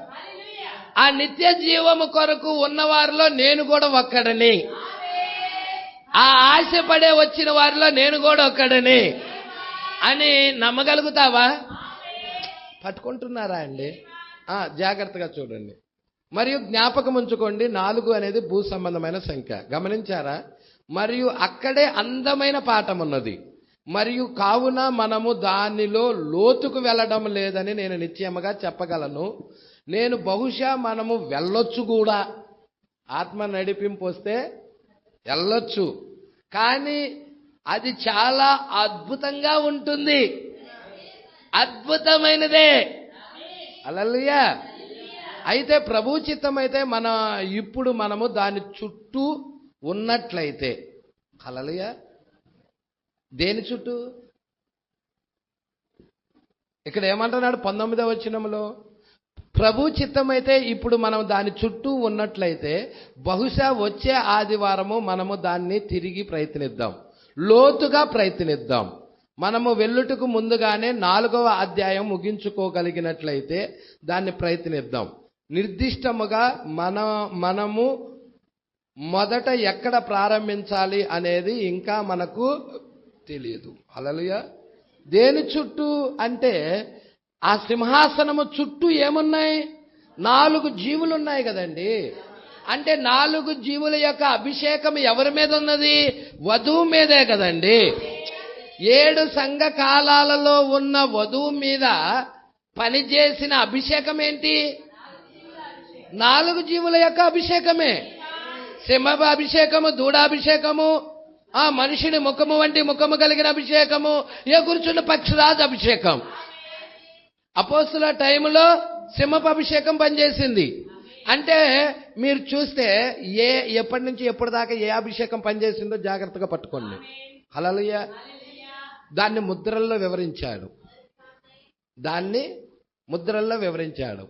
మొదటి ముద్ర రమ్ము అని మొదటి జీవి చెప్తా ఉన్నది. అవునా అండి? మొదటి ముద్ర విప్పినప్పుడు రమ్ము అని మొదటి జీవి చెప్పుట వింటిని. అంటే మొదటి ముద్ర విప్పినప్పుడు ఏం కనబడింది? తెల్ల గుర్రం కనబడినది. అంటే తెల్ల గుర్రం అంటే నువ్వు ఏ సంఘకాలాలు చూడగలుగుతావు? ఎఫెసు చూడగలుగుతావు, స్మరణ చూడగలుగుతావు, పెర్గమా కూడా చూడగలుగుతావు. అంటే మొదటి 3 సంఘకాలాలు సింహపు అభిషేకం కనబడుతుంది నీకు. తర్వాత వాడు గుర్రాన్ని చేంజ్ చేస్తున్నాడు, ఎర్ర గుర్రం ఎక్కుతున్నాడు. అంటే ఎర్ర గుర్రం ఎక్కి ఏం చేస్తున్నాడు? వాడి యొక్క మతాన్ని ఎవరైతే అంగీకరించటం లేదో, వాడి సిద్ధాంతాన్ని ఎవరైతే అంగీకరించటం లేదో వాళ్ళందరినీ చంపుతున్నాడు. రక్తము ఏ కలర్లో ఉంటది?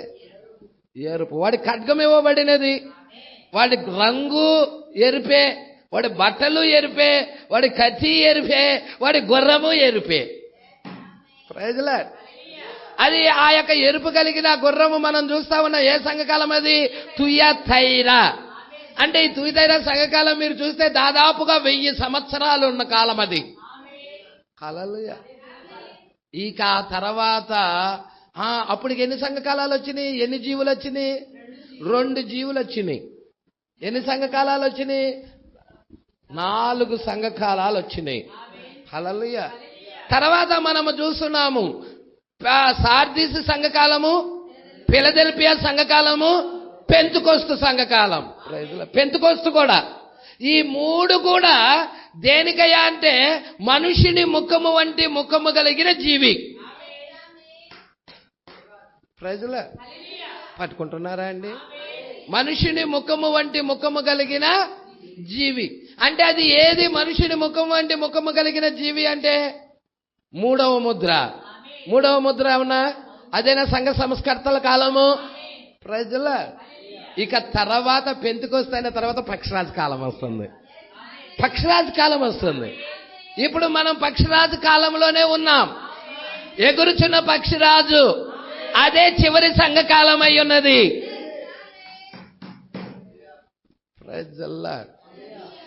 సంగమా పట్టుకుంటున్నారా? అంటే 4 జీవులను చూస్తున్నాం, 7 సంఘకాలాలను చూస్తున్నాం. ఏ సంఘకాలాల మీద ఏ అభిషేకాలు పనిచేసినాయో చూస్తున్నాం. వాళ్ళ మీద ఆ అభిషేకాలు పనిచేసినప్పుడు వాళ్ళు ఎలా ప్రవర్తించారో కూడా చూస్తున్నాం. Praise Lord. సరే, ఇక్కడికి కొంచెం జాగ్రత్తగా ఇవి కొంచెం లోతైన విషయాలు మీరు చూడగలుగుతున్నారని నమ్ముచున్నాను. హల్లెలూయా. ఇప్పుడు ఈ సంగతులు జరిగిన తర్వాత ఈ సంగతులు అమ్మా పట్టుకుంటున్నారా? అమ్మా మళ్ళీ ఫస్ట్కి వెళ్ళాడు ప్రవక్త. 4వ అధ్యాయం 1వ వచనానికి వెళ్ళాడు.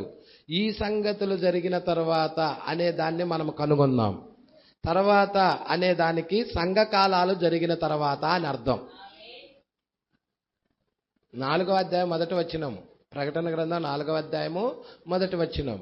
ఈ సంగతులు జరిగిన తర్వాత నేను చూడగా అంటే ఈ సంగతులు అంటే ఏ సంగతులు అంటే సంఘకాలాలు జరిగిన తర్వాత అని అర్థం. ఇప్పుడు యోహాను పైకి ఎక్కి ఎలవాక చిన్ని ఇప్పుడు యోహాను పైకి ఎక్కి రమ్ము అని ఆజ్ఞాపించబడ్డాడు. అవునా? వధువు కూడా పైకి ఎక్కి రమ్ము. దాని అర్థము పైకి ఇక్కడికి రమ్ము. ఆయన సంఘకాలాల సమయంలో ప్రపంచంలో ఏమి జరగనయ్యున్నదో అతడికి చూపించి ఉన్నాడు. ఇప్పుడు నీవు అన్ని జనుల ప్రణాళిక తెలుసుకోవాలంటే యోహాను వ్రాసిన ప్రకటన గ్రంథంని చూడాలి. యోహానికి చూయించాడు. అన్ని జనుల ప్రణాళిక ఎవరికి చూయించాడు? యోహానికి దేవుడు చూయించాడు. అంటే యూదులు త్రోసేశారు. యూదులు త్రోసేసినప్పుడు అన్ని జనుల వైపుకి యేసుక్రీస్తు తిరిగాడు. ఇప్పుడు అన్యజనుల వైపుకు తిరిగిన సంగతి, ఆయన అన్యజనుల్లో ఎలా కదిలాడుతున్నాడు అన్న సంగతి నీకు తెలుసుకోవాలంటే ఎక్కడికి వెళ్ళాలి? నువ్వు యోహాను దగ్గరికి వెళ్ళాలి. యోహాను దగ్గరికి వెళ్తే యోహాను నేను వచ్చు వరకు అతడు ఉండుట నాకు ఇష్టమైతే అది నీకేమని యేసు చెప్పాడు. ఇప్పుడు ఆయనే అన్ని జనుల యొక్క ప్రణాళిక రాస్తున్నాడు. Praise the Lord. మరి ప్రకటన గ్రంథము మనం చూస్తే 7 సంఘకాలాలు నీకు ఎక్కడ కనబడతాయి? ప్రకటన గ్రంథంలోనే కనబడతాయి. యోహాను వ్రాసిన ప్రకటన గ్రంథంలోనే కనబడతాయి. మిగతా వాటిల్లో చూడు కనబడతాయా అమ్మా? మిగతా వాటిల్లో 14 పత్రికలు రాశాడు పౌలు గారు, కనపడతాయా? పేతురు రాశాడు, కనపడతాయా? అల్లలే. మరి యోహాను వ్రాసిన ప్రకటన గ్రంథంలోనే మరి ఆ సంఘకాలాలు కనపడుతున్నాయి మనకి. ఎందుకు? ఆయనకే చూపించాడు, ఆయనకే చూపించాడు. పట్టుకుంటున్నారా? ఇక్కడ యోహాను పైకి ఎక్కి రమ్మని ఆజ్ఞాపించబడ్డాడు. యోహాను ఎవరికి సాదృశ్యం అని చెప్పాను? ఎత్తబడే వధువుకి. అవునా? అంటే ఎత్తబడే వధువు నువ్వే అయితే అది నీకే. ఏమైనా డౌట్ ఉందా? నాకు అయ్యా నేను యోహాన్నో కాదో నాకే డౌట్ ఉంది అని ఏమైనా అనుకుంటున్నావా నువ్వు? ఒకవేళ ఆ డౌట్తో ఉంటే నువ్వు ఎత్తబడలేవు. నువ్వు పర్ఫెక్ట్గా బల్లగుద్ది చెప్పాలి, ఆ యోహాన్ని నేనే. హల్లెలూయా. ఎందుకు? యోహాను బోరధ్వని విన్నాడు. మరి నీ కాలంలో బోరధ్వని వినబడిందా? 7వ సంఘకాలపు బోరధ్వని నువ్వు విన్నావా? ఆ బోరధ్వని నీకు వినబడినదా? మరి ఆ బోరధ్వని విని నువ్వు బయటకు వచ్చావా? ఆ మతశాఖ సంస్థల నుండి బయటకు వచ్చావా? ఆ సంఘ ఆచారాల నుండి బయటికి వచ్చావా? బోరధ్వని వినే నువ్వు బయటకు వచ్చింది. హల్లెలూయా. ఇక్కడ కొన్ని చూద్దాం. పైకి ఎక్కి రమ్మను, దాని అర్థము పైకి ఇక్కడికి రమ్ము అని. ఆయన సంఘకాలాల సమయంలో ప్రపంచంలో ఏమి జరగనై ఉన్నదో అతడికి చూపించి ఉన్నాడు. హల్లెలూయా. అంటే ప్రపంచంలో ఏం జరగనై ఉన్నదో ఆ సంగతిని ఎవరికి చూయించాడు? యోహానికి చూయించాడు. మరి 10 దినాలు శ్రమ వస్తుందన్న సంగతి చూయించాడా? అక్కడ ఒక రాజు ఉన్నాడు, డయోక్లియాసిస్. ఆ రాజు టైంలో స్వర్ణ సంఘకాలంలో 10 దినాల శ్రమ క్రైస్తవుల మీదకి వస్తుందన్న సంగతి ముందుగానే చూశాడా? హల్లెలూయా. మరి సంగతులన్నీ చూపిస్తున్నాడు. సంఘకాలాల్లో జరిగిన సంగతులన్నీ చూపిస్తున్నాడు. ప్రపంచంలో ఏమి జరగనై ఉన్నదో అతడికి చూపిస్తున్నాడు. సంఘకాలాలు ముగిసిన తర్వాత మనము కనుగొంటాము యోహాను నిజమైన ప్రతి విశ్వాసికి మాదిరిగా క్రీస్తు చేత పైకి రమ్మని ఆజ్ఞాపించబడ్డాడు. అది నిజమేనా? పైకి రమ్మని ఆజ్ఞాపించబడ్డాడు. మరియు అతనితో మాట్లాడిన ఆ స్వరము బోరధ్వని వంటి స్వరమని మనం కనుగొన్నాం, స్పష్టంగా, నిశ్చయముగా. మరియు అది అతనితో భూమి మీద మాట్లాడిన స్వరమే. అంటే సంఘకాలాల్లో మాట్లాడిన స్వరమే. 7 దీప స్తంభాల మధ్య సంచరించిన వాడు మాట్లాడిన అదే స్వరము పరలోకంలో కూడా మాట్లాడుతూ ఉన్నది. హల్లెలూయా. ఆయన 7 దీప స్తంభాల మధ్యలో ఉన్నాడు, ఆయన మాట్లాడుచున్నాడు, లేక ఆయన నుండి మాటలు వస్తున్నాయి. ఓ నేను దాన్ని ఇష్టపడుచున్నాను. దీపస్తంభాల నుండి మాట్లాడుట. గమనించారా? ఆయన దీపస్తంభాల మధ్యలో ఉన్నాడు. ఎఫెసు సంకాలంలో చెప్పాడు కండి, 7 దీపస్తంభముల మధ్య 7 నక్షత్రాలు కుడి చేత పట్టుకొని 7 నక్షత్రాలు కుడి చేత పట్టుకొని 7 దీపస్తంభాల మధ్య సంచరించువాడు చెప్పు సంగతులు. హల్లెలూయా. మరి ఆయన ఎక్కడ సంచరిస్తున్నాడు? ఆ 7 దీప స్తంభాల మధ్య సంచరిస్తున్నప్పుడు ఆయన మాటలు విన్నారు. ఎవరు విన్నారు? ఆయన భార్య. పాషి గారు, ఆ దీపస్తంభాల్లో ఆయన భార్య ఉన్నదా? ఉంది. హల్లెలూయా. ఇక్కడ చూడండి, గమనించారా? ఆయన దీపస్తంభాల మధ్యలో ఉన్నాడు. అక్కడ నుండి ఆయన యొక్క సంఘముతో మాట్లాడుతున్నాడు. సంఘకాలాలు ముగిసినప్పుడు ఆయన భూమిపై నుండి వెళ్ళిపోయాడు. ఇప్పుడు సంఘకాలాలు ముగిసినప్పుడు ఆయన ఏమయ్యాడు? భూమిపై నుండి వెళ్ళిపోయాడు. మరియు పరలోకానికి వెళ్ళి ఉన్నాడు. మరియు విమోచించబడిన వారిని తనతో పిలుచుచున్నాడు. విమోచించిన వారిని తనతో రమ్మని పిలుస్తున్నాడు. ఓ అది అందముగా లేదా? ఓ అది నా హృదయమును గంతులు వేయినట్లు చేస్తుంది. మరి మీ హృదయాన్ని కూడా గంతులేసేటట్లు చేస్తుందా? ఎందుకు ఈ పాపము, ఈ రోగము, ఈ యొక్క చెదలు పట్టిన ఈ జీవితాలను వదిలి వెళ్ళిపోతున్నాము కాబట్టి మరి మీ హృదయం గంతులేసినట్టు చేయటం లేదా? దేవుడికి మహిమ కలుగునుగాక. 20వ పేర, మరియు జ్ఞాపకముంచుకోండి, మనం ఈ సంగతులు తీసుకొని వచ్చుచున్నప్పుడు యవ్వన ప్రాయములో మారిన వారు సహోదరి అయినా వలె ఉన్నారు, మరియు అయినా లేక ఆమె యొక్క భర్త వలె, రాజ్ని మరియు అతని యొక్క భార్య వలె, మరియు చార్లీ మరియు వారు ఈ సంగతులను వారు అర్థం చేసుకొనుటకు మరియు ప్రభువులోనికి వచ్చిన మీలోని అనేక మంది యవ్వనస్తులకు ఆ వరస ఇంకా ఎంతో దూరం వెళ్ళలేదు. కేవలం ఆయన రుచి చూడండి, మరియు ఆయన మంచివాడు మరియు ప్రియమైన వాడు. చూసారా అండి? వీళ్ళు ఎవరంటే ఎవరి వయసులోకి వెళ్ళిపోయారండి వాళ్ళు.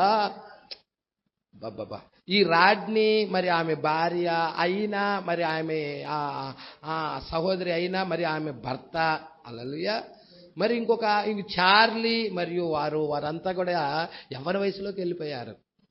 మరి ఈ వృద్ధాప్యంలోనే ఉండాలనుకుంటున్నావా? ఈ రోగాల పుట్టలోనే ఉండాలనుకుంటున్నావా? గ్యాస్ ట్రబుళ్ళు, కడుపులో నొప్పులు, షుగర్లు, బీపీలు, థైరాయిడ్స్, అనేక వ్యాధులతో ఉండాలనుకుంటున్నావా? ఈ రోగాల కొట్టులోనే ఉండాలనుకుంటున్నావా? మరి దీని నుండి మనం వెళ్ళిపోవాలి కదా. ఓ నువ్వు ముసలితనంలోనే ఉండిపోతావు పాస్టర్ గారు, దీన్ని వదిలి రానంటావా? హల్లెలూయా. ఈ ముసలితనం నుండి యవ్వనానికి వెళ్ళటానికి ఏంటి పాస్టర్ గారు, ముసలితనం నుండి యవ్వన వయసులోకి వెళ్ళిపోతామా? వెళ్ళిపోతాము. అబ్రహాం వెళ్ళాడు. ఎంతమందికి తెలుసు బైబిల్లో అబ్రహాం వెళ్ళాడన్న సంగతి, శారా వెళ్ళిందన్న సంగతి? వాళ్ళు వృద్ధాప్యము నుండి యవ్వన వయసులోకి వచ్చారు. బైబిల్లో మరుగుపరచబడిన మర్మాలలో అదొక మర్మం. హల్లెలూయా.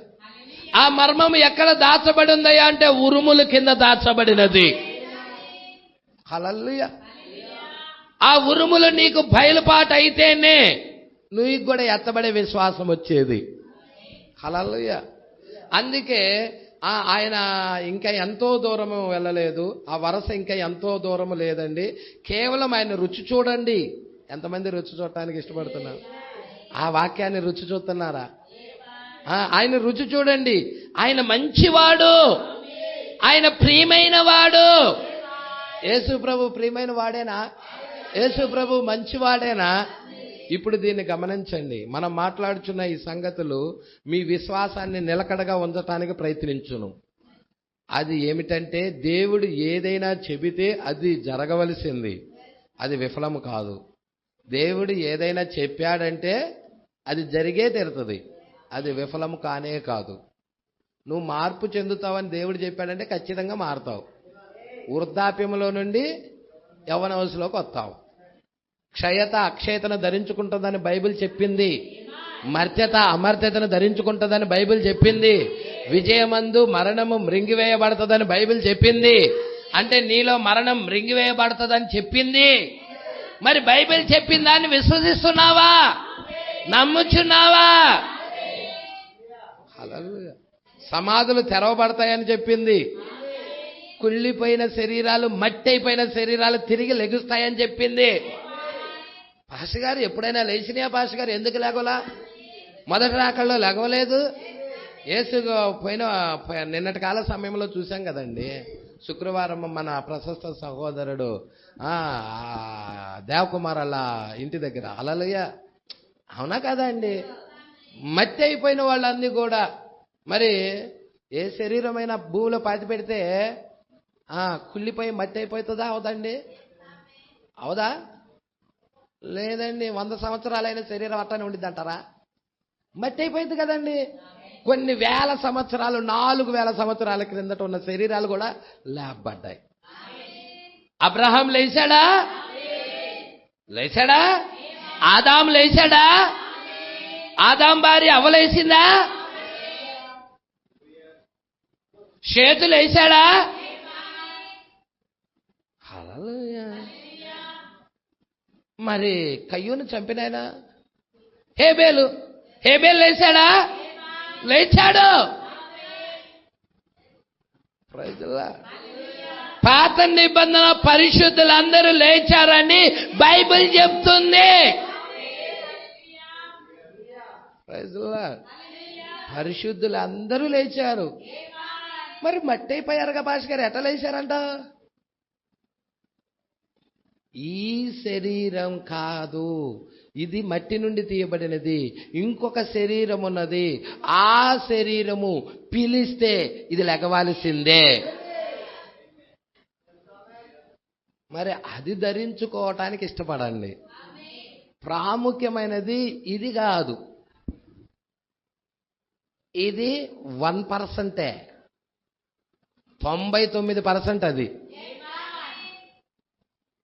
ఆ శరీరము ఎప్పుడైతే దీని మీదకి వస్తుందో దీనిలో మరణం డమ్మని చచ్చిపోతుంది. మరణం ఉండదు దీనిలో, వ్యాధి ఉండదు దీనిలో, రోగం ఉండదు దీనిలో, వృద్ధాప్యం ఉండదు దీనిలో. ఆజ్ఞాపిస్తావు, పలుకుతావు, జరుగుతుంది అంతే. మోషే పలికాడు, జరిగినది. ఏలియా పలికాడు, జరిగినది. పలికితే జరిగిద్ది అంతే. హల్లెలూయా. మరి ప్రభువా నేను ఎప్పుడు వెళ్తాను ప్రభువా, దానిలోకి తీసుకెళ్ళు ప్రభువా. ఆశపడుతున్న వాళ్ళు ఉన్నారా? లేదులే పాస్టర్ గారు, 500 రూపాయలు వస్తాయి పనికి వెళ్తే అంటారా? ఇది అందరికీ కాదు, కొద్ది మందికి, ఏర్పాట్లో ఉన్న వాళ్ళకి. వారే ఇది ముఖ్యమైనదిగా ఎంచుతారు, విలువైనదిగా ఎంచుతారు, జీవితాలు అర్పిస్తారు, అంకితము చేస్తారు, ఈ వాక్యానికి అంకితం చేస్తారు. హల్లెలూయా. అందుకే ఇక్కడ అంటున్నాడు చూడండి, చాలా జాగ్రత్తగా పట్టుకోండి. మీకు తెలుసా, గొడ్రాలైన శారా ఈ వాగ్దాన వాక్యాన్ని పట్టుకుంది కాబట్టే ఆమె శరీర మార్పు పొంది గర్భం ధరించి కుమారుడికి జన్మనిచ్చింది. ఏంటి పాస్టర్ గారు, ఈ వాగ్దాన వాక్యం పట్టుకుంటే గొడ్రాళ్ళు కూడా పిల్లలు కలుగుతారా? గొడ్రాలైన స్త్రీలకు కూడా పిల్లలు పుడతారా? పుడతారు. బైబిల్లో ఎంతో మంది గొడ్రాళ్ళు పిల్లలు పుట్టారు. శారా గొడ్రాలే, బిడ్డకి జన్మనిచ్చిందా? రెబకా గొడ్రాలే, బిడ్డకి జన్మనిచ్చిందా? మరి మీరు చూస్తే అన్నా గొడ్రాలే, బిడ్డకి జన్మనిచ్చిందా? ఇవ్వలేదా? జకర్యా భార్య ఎలిజబెత్ గొడ్రాలే, బిడ్డకి జన్మనిచ్చిందా? మనోహ భార్య గొడ్రాలే, బిడ్డకి జన్మనిచ్చిందా? సంసోను ఇచ్చాడు కండి. హల్లెలూయా. మరి ఎంతో మంది ఇలా ఉన్నారు గొడ్రాళ్ళు. వాళ్ళందరూ కూడా ఈ వాగ్దాన వాక్యాన్ని పట్టుకొని బిడ్డలను కన్నారు.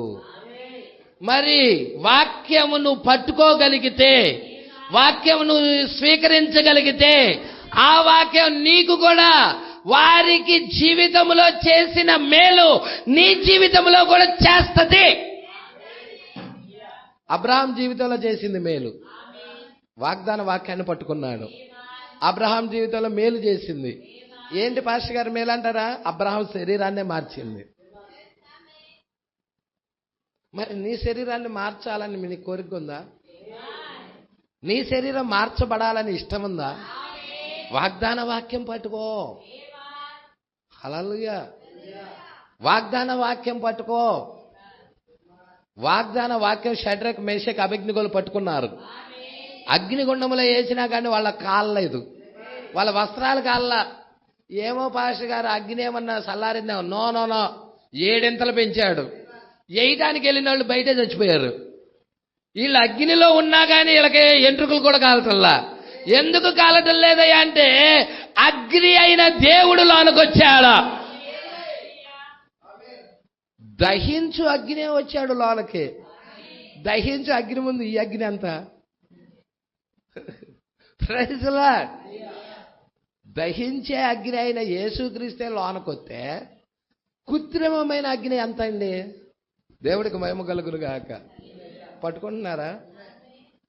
బాగా కాగే నూనెలో 24 గంటలు యోహాన్ని వేసేశారు. బాగా మసిలి పెట్టారు నూనెని. ఇసిరి నూనెలో పడేశారు పెద్ద బాండీలో. ఇంత బాండీలు కాదు, పెద్ద బాండీల్లో నూనె బాగా మరగనిచ్చి దానిలో సుయ్యని మాడి మసవ్వాలి. కానీ ఒక్క బొబ్బరాల.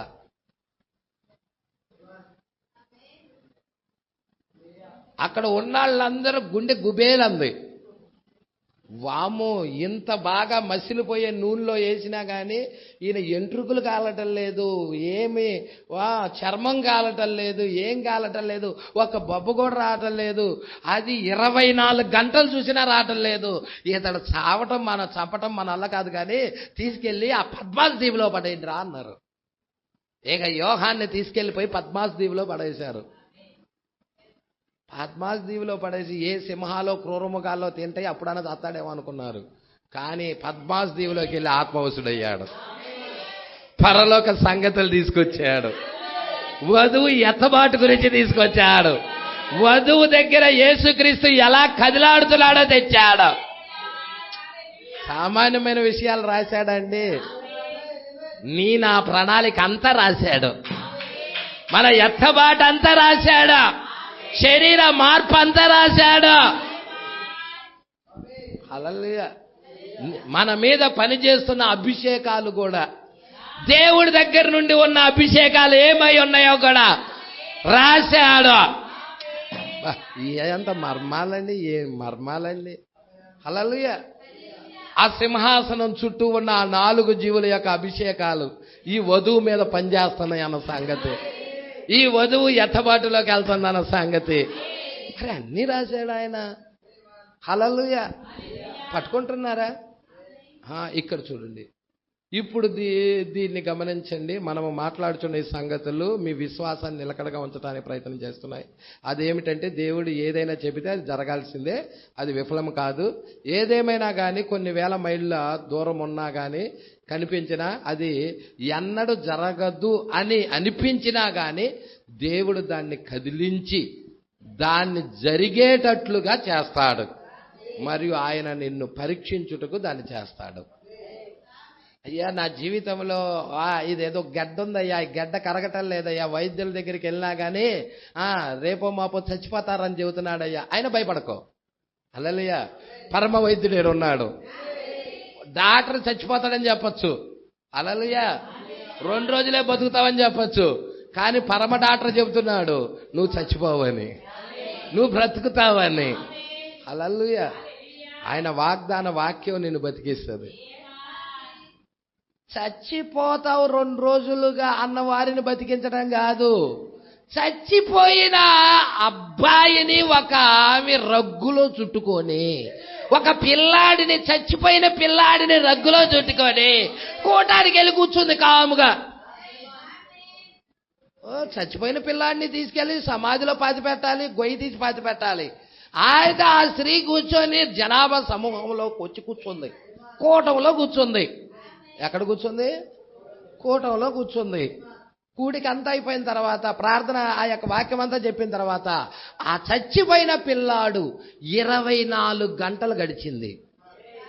అతడు చచ్చిపోయి 24 గంటలు గడిచింది.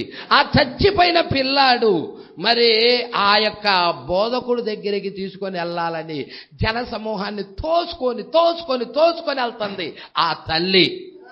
హల్లెలూయా. ఎంతో మందిని నెట్టుకొని వెళ్తుంది.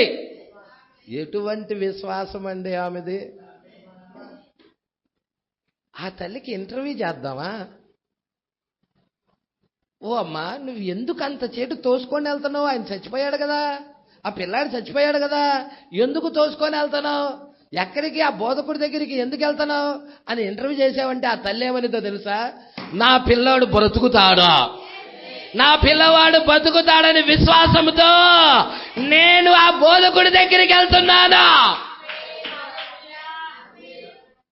ఆ తల్లి యొక్క విశ్వాసం, ఆ విశ్వాసము, ఆ తల్లి కలిగి ఉన్న విశ్వాసం ముందు మరణం కూడా నిలబడలా. తిరిగి మరలా జీవం వచ్చింది. ఆ పిల్లాడు బతికాడు, కెవ్వుని కేకేశాడు. దేవుడికి మహిమ కలుగునుగాక. ఎటువంటి విశ్వాసం అండి అదే. అయ్యా కూడికి రాయి అంటే షుగర్ అయ్యా, షుగరా. వీడు షుగరు వీడు పోడు కానీ ముందే చెప్తాడు రోగం. ఏం చెబుతాడు రోగం? షుగరు. ఎందుకు? కూడికి వస్తే తగ్గిద్దని కూడా విశ్వాసం ఉండదు. అలాగే షుగరు షుగరు షుగరు, బీపీలు షుగర్లు అయ్యి. అసలు ఈ రోగాలను పెంచుకోవటమే. అసలు రోగము లేకుండా దేవుడు చేస్తంటే, రోగమే లేకుండా చేస్తుంటే, పరిపూర్ణతకు పిలుస్తుంటే, రావటానికి ఆ వ్యాధి ఈ వ్యాధి అని వంకలు చెప్తున్నారంటే అది విశ్వాసేనా? నాకు డౌట్ వస్తుంది. విశ్వాసేనా? ప్రజల సాకులు చెప్పేవాళ్ళు అసలు వాళ్ళ విధానాలే వేరండి. ఆ 3 రకాల గుంపుల్లో ఉంటారు. దేవుడికి మహిమ కలుగునుగాక. వర్తమానం అనేది ఎలాంటిదంటే నిన్ను బండకేసి కొడతది బాగా. హల్లెలూయా. నువ్వు విశ్వాసిగా ఉంటావా లేదా? ఒకవేళ విశ్వాసిగా ఉండవనుకో, అది నిన్ను ఏం చేస్తుందంటే గాయాలు పాలు చేస్తుంది. ఇక్కడ నేను ఉండలేనురా బాబు, తెగ తిడుతున్నాడు నన్ను పాస్టర్ గారు అని చెప్పుకుంటావు వెళ్ళి. నేనెందుకు తిట్టాను? అసలు నేనే ఆడ తిట్టాను, తిట్టాడని చెప్పెత్తుకుంటాడు వెళ్ళి బయటికి. ప్రజల హల్లెలూయా. ఏంటో తెలుసా? అది ఆత్మ, స్పిరిట్. అదే కొత్త జన్మ పొందినోడైతే అంతా నా మేలు కొరకే, నా దీవెన కొరకే, నా ఆశీర్వాదం కొరకే. ఆ చచ్చిపోయిన బిడ్డ తల్లికున్న విశ్వాసం మనకుంటే, హల్లెలూయా. కారు నడుపుకొని ఒక రోజల్లా ప్రయాణం చేసి బోధకుడి దగ్గరికి వెళ్ళి ఆ కూడికలోకి వెళ్ళి కూర్చొని బోధకుడి చేత ప్రార్థన చేసుకుంటే ఆ జనాభాని తోసుకుంటూ వెళ్తుందంట ముందుకి. ప్రవక్త చెప్తా ఉన్నాడు, తోచుకుంటూ వెళ్తుంది. తోసుకుంటూ వెళ్తుంటే చాలా మంది ఆ స్త్రీని ఆపటానికి బలవంతంగా పట్టుకుంటున్నారంట. ఎవరు బాగా కండలు తిరిగిన యవనస్తులు అందరూ వచ్చి పట్టుకుంటున్నా కానీ ఆమె ఆగటం లేదు. వెళ్ళాలి, నేను ఆ బోధకుడి దగ్గరికి వెళ్ళాలి, ప్రార్థన చేయించుకోవాలి, నా బిడ్డని ఎలాగైనా బ్రతికించుకోవాలి. ప్రజల మరి ఆ వాక్యమేగా ఇది, ఆ బోధకుడు బోధించిన వాక్యమేగా. మరి ఆ వాక్యం దగ్గరికి వస్తే నీ రోగం వెళ్ళదా? చచ్చిపోయిన బిడ్డే బతికితే మరి నీ రోగం ఒక లెక్క అంటావా? దానికంటే డేంజర్ అంటావా?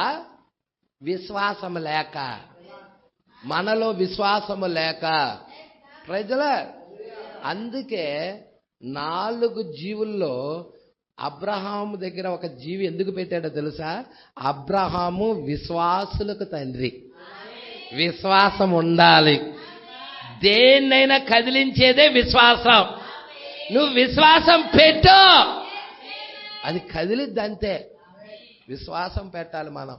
హల్లెలూయా. మీరు చూడండి, అక్కడి నుంచి ఎంతో దూరం నుండి వస్తాం. కొంతమంది బస్సుల్లో వచ్చారు, కొంతమంది బైకుల్లో వచ్చారు, కొంతమంది ఆటోల్లో వచ్చారు. ఏం నమ్ముతాం? ఆటో డ్రైవర్ని నమ్ముతాం, బస్సు డ్రైవర్ని నమ్ముతాం, బైక్ నడిపేవాడిని నమ్ముతాం. క్షేమంగా చర్చి దగ్గరికి తీసుకెళ్తారని నమ్మేగా వచ్చేది. నమ్మకుండా వస్తారా? నమ్మే కదండి ఎక్కేది. హల్లెలూయా. మరి ఆయన నమ్మకస్తుడైతే లవోదికయ సంఘకాలంలో ఆయన ఆమేనను వాడును, నమ్మకమైన సత్య సాక్షి, దేవుని సృష్టికి ఆదినైన వాడు. మానవుడన్న అబద్ధికుడేమో కానీ ఆయన అబద్ధికుడు కాదు. మనిషి అన్నా తప్పుడు అవ్వచ్చు, ఆయన తప్పుడు ఆయన కాదు. ఆయన ఆమేనను వాడు, ఆయన నమ్మకమైన వాడు, ఆయన సత్యమైన వాడు. ఆయనలో అసత్యమే లేదు. ఆయనలో ఎల్లప్పుడూ సత్యమైన వాడు. దేవుని సృష్టికే ఆది సంభూతుడు ఆయన. మొట్టమొదటగా ఆయనే కలిగిన ఆయన. ఆది ఆయనే, అంతము కూడా ఆయనే. ఆది సంభూతుడు. మరి ఆది సంభూతుడైన దేవుడు వచ్చాడంటే ఎంత ధాన్యత అండి. అందుకే ఇక్కడ అంటున్నాడు, అమ్మ ముగించుకుందాము, జాగ్రత్తగా పట్టుకోండి.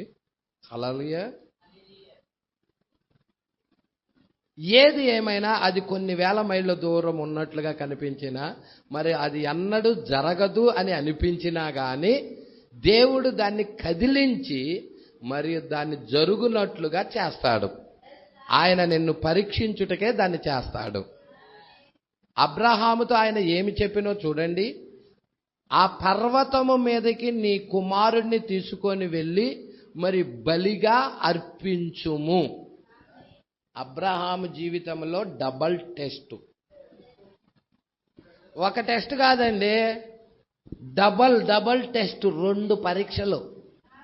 ఒకటేమో వాగ్దాన కుమారుడు కొరకు పరీక్ష.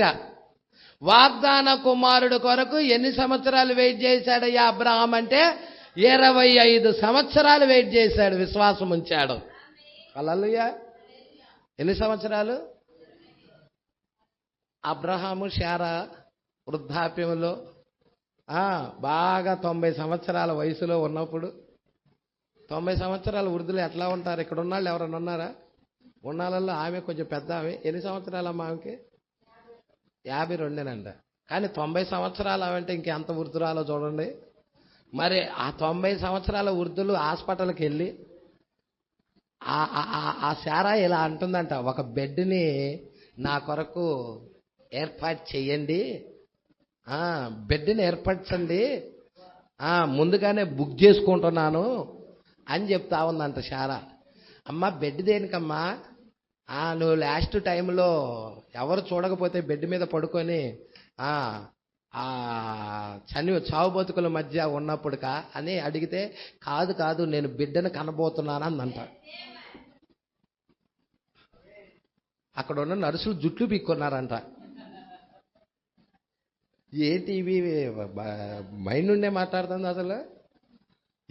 ఏం మాట్లాడుతుంది ఇవి? ఏం మాట్లాడుతుంది? సరే ఆమెకి ఏమన్నా మైండ్ ఏమైనా లేదేమో. సరే వాళ్ళ భర్తను అడుగుదాం. వాళ్ళ భర్త దగ్గరికి వచ్చారంట వాళ్ళు నర్సులు, ఆ డాక్టర్లు. ఏంటయ్యా ఏంది, ఎందుకు వచ్చారు హాస్పిటల్కి ఏంటి అంటే, అప్పుడు అబ్రహాం అంటున్నాడంట, అబ్రహాము నా భార్య శారా గర్భం ధరించబోతుంది, కుమారుడికి జన్మనివ్వబోతుంది, ఒక బెడ్ కావాలి, ఆ బెడ్ని బుక్ చేసుకోవటానికి వచ్చామని చెప్తున్నాడంట. డాక్టర్లకి నర్సులకి దిమ్మ తిరిగిపోయింది. ఎందుకు పాస్టర్ గారు దాని దిమ్మ తిరిగిపోవటం ఏంటి అనవాక, ముసలాళ్ళు కంఠం చూశారాడనా? స్త్రీకి అప్పుడికే ఋతుస్రావం ఆగిపోయింది. స్త్రీకి ఋతుస్రావం అనేది అంటే నెలసరి వస్తుంది కదండి, నెల స్త్రీలకి, అది ఆగిపోయింది. ఋతుస్రావం అనేది ఆగిపోయింది. ఋతుస్రావం ఆగిన తర్వాత బిడ్డలు పుట్టడం జరగదు. ప్రజలర్ అందుకే అది అసాధ్యమైన కార్యం. మరి అసాధ్యమైన కార్యాన్నే వీళ్ళు నమ్మారు. అసాధ్యమైన కార్యాన్నే నమ్మారు. హల్లెలూయా. మీకు ఒక విషయం చెప్పంటారా? అబ్రహాములో శారాలో బలం ఉడిగిపోయింది, అబ్రహాంలో కొంచెం బలం ఉంది. ఇంకొంచెం బలం ఉండేదనికే శారమ్మ ఏం చేసిందంటే అబ్రహాముకి తిన్నగా ఐగుప్తురాలైన దాసిని అంటగట్టింది. ఆ దాసి పేరు కూడా తెలుసు మన వాళ్ళందరికీ బాగా, హాగరు. ఏం పేరు? హాగరు. బలం ఉంది కాబట్టి ఏమైంది, అబ్రహాము హాగర్తో పోయినప్పుడు బిడ్డ వచ్చాడు, ఇష్మాయేల్ వచ్చాడు. కొంతకాలానికి బలం అయిపోయింది. ఈయన కూడా శారా మాదిరిగా అయిపోయాడు. హల్లెలూయా. ఈయన కూడా బలం ఉడికిపోయింది. ఈయన కూడా ఆ కణాలు చనిపోయాయి, జీవ కణాలు చనిపోయాయి. ఇక ఈయన కూడా ఎలాగైపోయాడు? శారా మాదిరిగా అయిపోయాడు. శారా ఏ విధంగా ఋతుస్రావం ఆగిపోయి ఎండిపోయిందో గర్భం, అలాగే ఈయనలో కూడా జీవకణాలు ఎండిపోయినాయి, ఆ యొక్క వృద్ధాప్యంలో ఉండిపోయారు. బహుకాలం గడిచిన వృద్ధులుగా ఉన్నారు. కానీ ఆయన వాగ్దానం అయితే అలాగే ఉంది. వాగ్దానం ఉంది. ఏమనుంది? శారా గర్భం ధరించి కుమారుని కంటుది. హల్లెలూయా.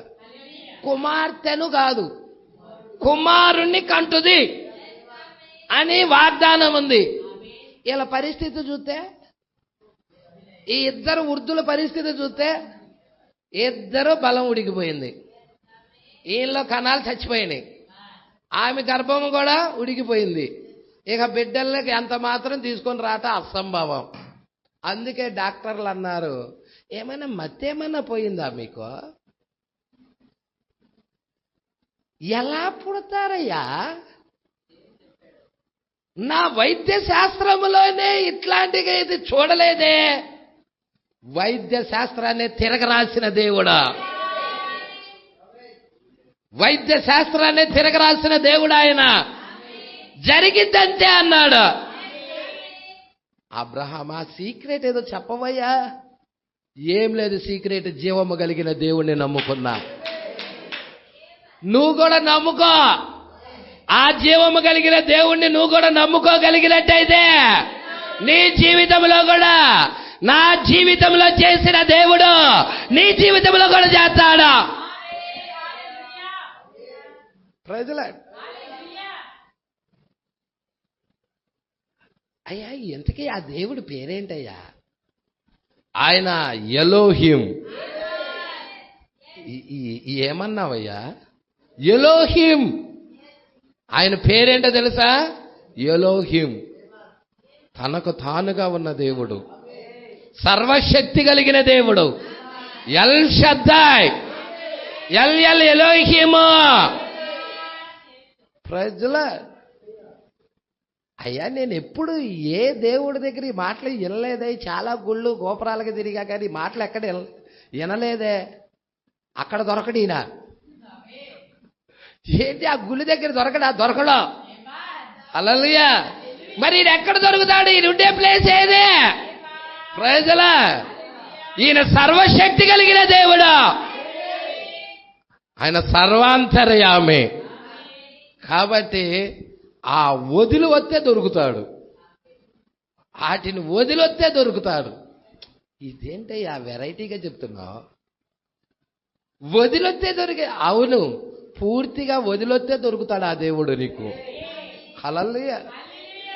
ఆ దేవుడు అడ్రస్ నేను పొందుకున్నాను. హల్లెలూయా. ఆ దేవుడు నా జీవితంలో గొప్ప కార్యం చేయబోతున్నాడు. వాగ్దాన కుమారుని ఇవ్వబోతున్నాడు. హల్లెలూయా. ఇక చెప్పేసేదలికే ఆ డాక్టర్లకి మతిపోయింది, ఆ నర్సులకు మతిపోయింది. సరే, ఎలాగైతే పంపించేశారు. అబ్రహాం శారాని హాస్పిటల్ నుండి పంపించడం జరిగినది. హల్లెలూయా. అంటే జస్ట్ మీకు అర్థమవటానికి చెప్తున్నానండి. హల్లెలూయా. ఇక వచ్చిన తర్వాత దేవుడు వాగ్దానాన్ని జ్ఞాపకం చేసుకున్నాడు. హల్లెలూయా.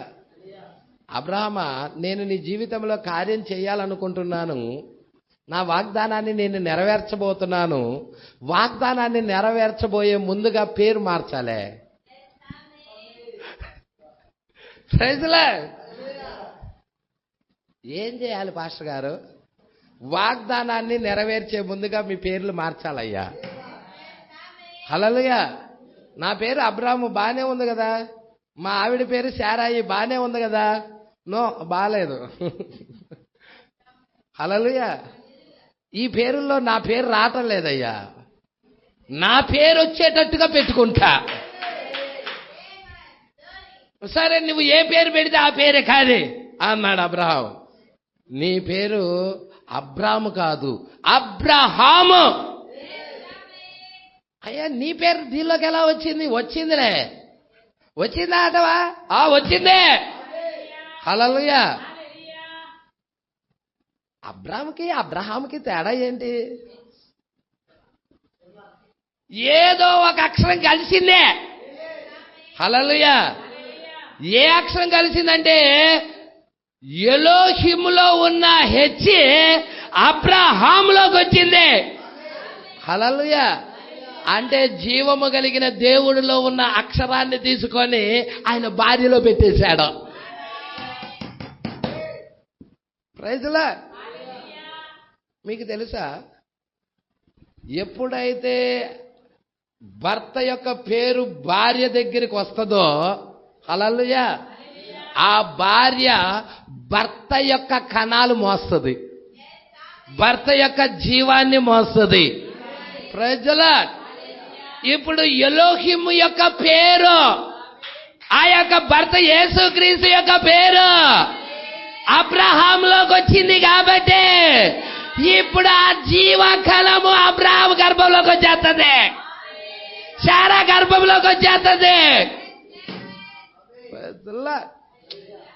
పట్టుకుంటున్నారో లేదో, అబ్రహాము జీవితంలోకి దేవుడి యొక్క అక్షరము అబ్రహాము జీవితంలోకి రావటము ఎంత హల్లెలూయా, ఏ విధమైన మార్పు అంటే పూర్తిగా అబ్రహాం జీవితాన్నే చేంజ్ చేసింది. హల్లెలూయా. ఒక్క అక్షరం రావటం చూసారా అండి? ఎస్తేరు అహజ్వారేషు యొక్క పేరును ధరించుకున్నప్పుడు ఎస్తేరు జీవితమే మారిపోయింది కదా అండి, కదా? రూతు బోయాజు యొక్క పేరును ధరించుకున్నప్పుడు రూతు జీవితమే మారిపోయింది. ఇక పరిగెరుకునే రాళ్ళలాగా ఉండిద్దంట రూతు. నేను అడుగుతున్నానండి, బోయాజు పేరు ధరించక ముందు పరిగెరుకుంది, పొలంలోకి వెళ్ళి పరిగెరుకుంది. బోయాజు పేరు ధరించుకున్నాక ఇప్పుడు యజమానురాలామె, యావదాస్తికి యజమానురాలామె. ఇప్పుడు పరిగెందుకు ఏరుకునేదండి? ఎంతో మందికి పెడతా ఉండిద్ది. హల్లెలూయా. మరి ఆ ఆశీర్వాదం చూస్తున్నారా? యేసులో ఉన్న పేరు ఎవరిలోకి రావాలి? ఆయన భార్యలోకి. హల్లెలూయా. ఇప్పుడు ఆ భార్య పేరు అందుకే మారుస్తున్నాడు.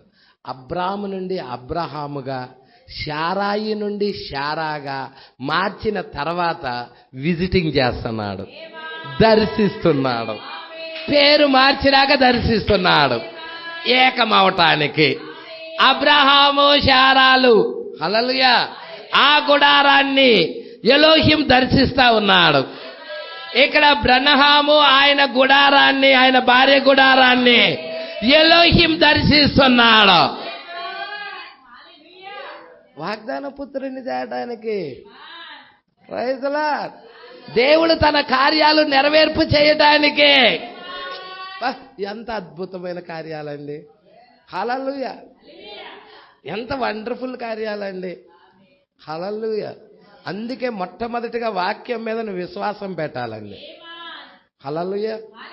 నీ శరీరం మారాలంటే ఎత్తబాటికి వెళ్ళాలన్నా ముందు నువ్వు అన్నిటికంటే ఎక్కువగా దీని మీద విశ్వాసం పెట్టాలి. నువ్వు విశ్వాసం పెట్టినట్టుగా నీ క్రియల్లో ప్రత్యక్షం అవ్వాలి. అయ్యో నేను లోన్ నమ్ముతున్నాలే, బయటకు తెలియకపోతే ఏమైంది? No no no. లోన ఏదైతే నమ్ముతావో అదే బయటికి చేస్తావు. లోన నమ్మిందే బయటికి చేస్తావు, కొత్తదే కాదు. హల్లెలూయా. అయ్యా నేను నమ్ముతున్నానయ్యా, నేను బయటికి చేయకపోయినా పర్వాలేదు. నో నో నో అలా చెప్పాల ప్రవక్త. హల్లెలూయా. సరే ఎలా చెప్పాడో చూపిస్తా మీకు. రోమీలకు రాసిన పత్రిక 10వ అధ్యాయం. నేను ముగిచ్చేస్తాను, ఈ మాటతో ముగిచ్చేస్తాను. ప్రభురాత్రి భోజనంలోకి వెళ్దాం. రోమీలకి అపోస్తుల కార్య సింహాసనం తర్వాత ఉంటుందండి. మీకు తెలుసా? మీకు ఎంతమందికి తెలుసు ఈ విషయాలు?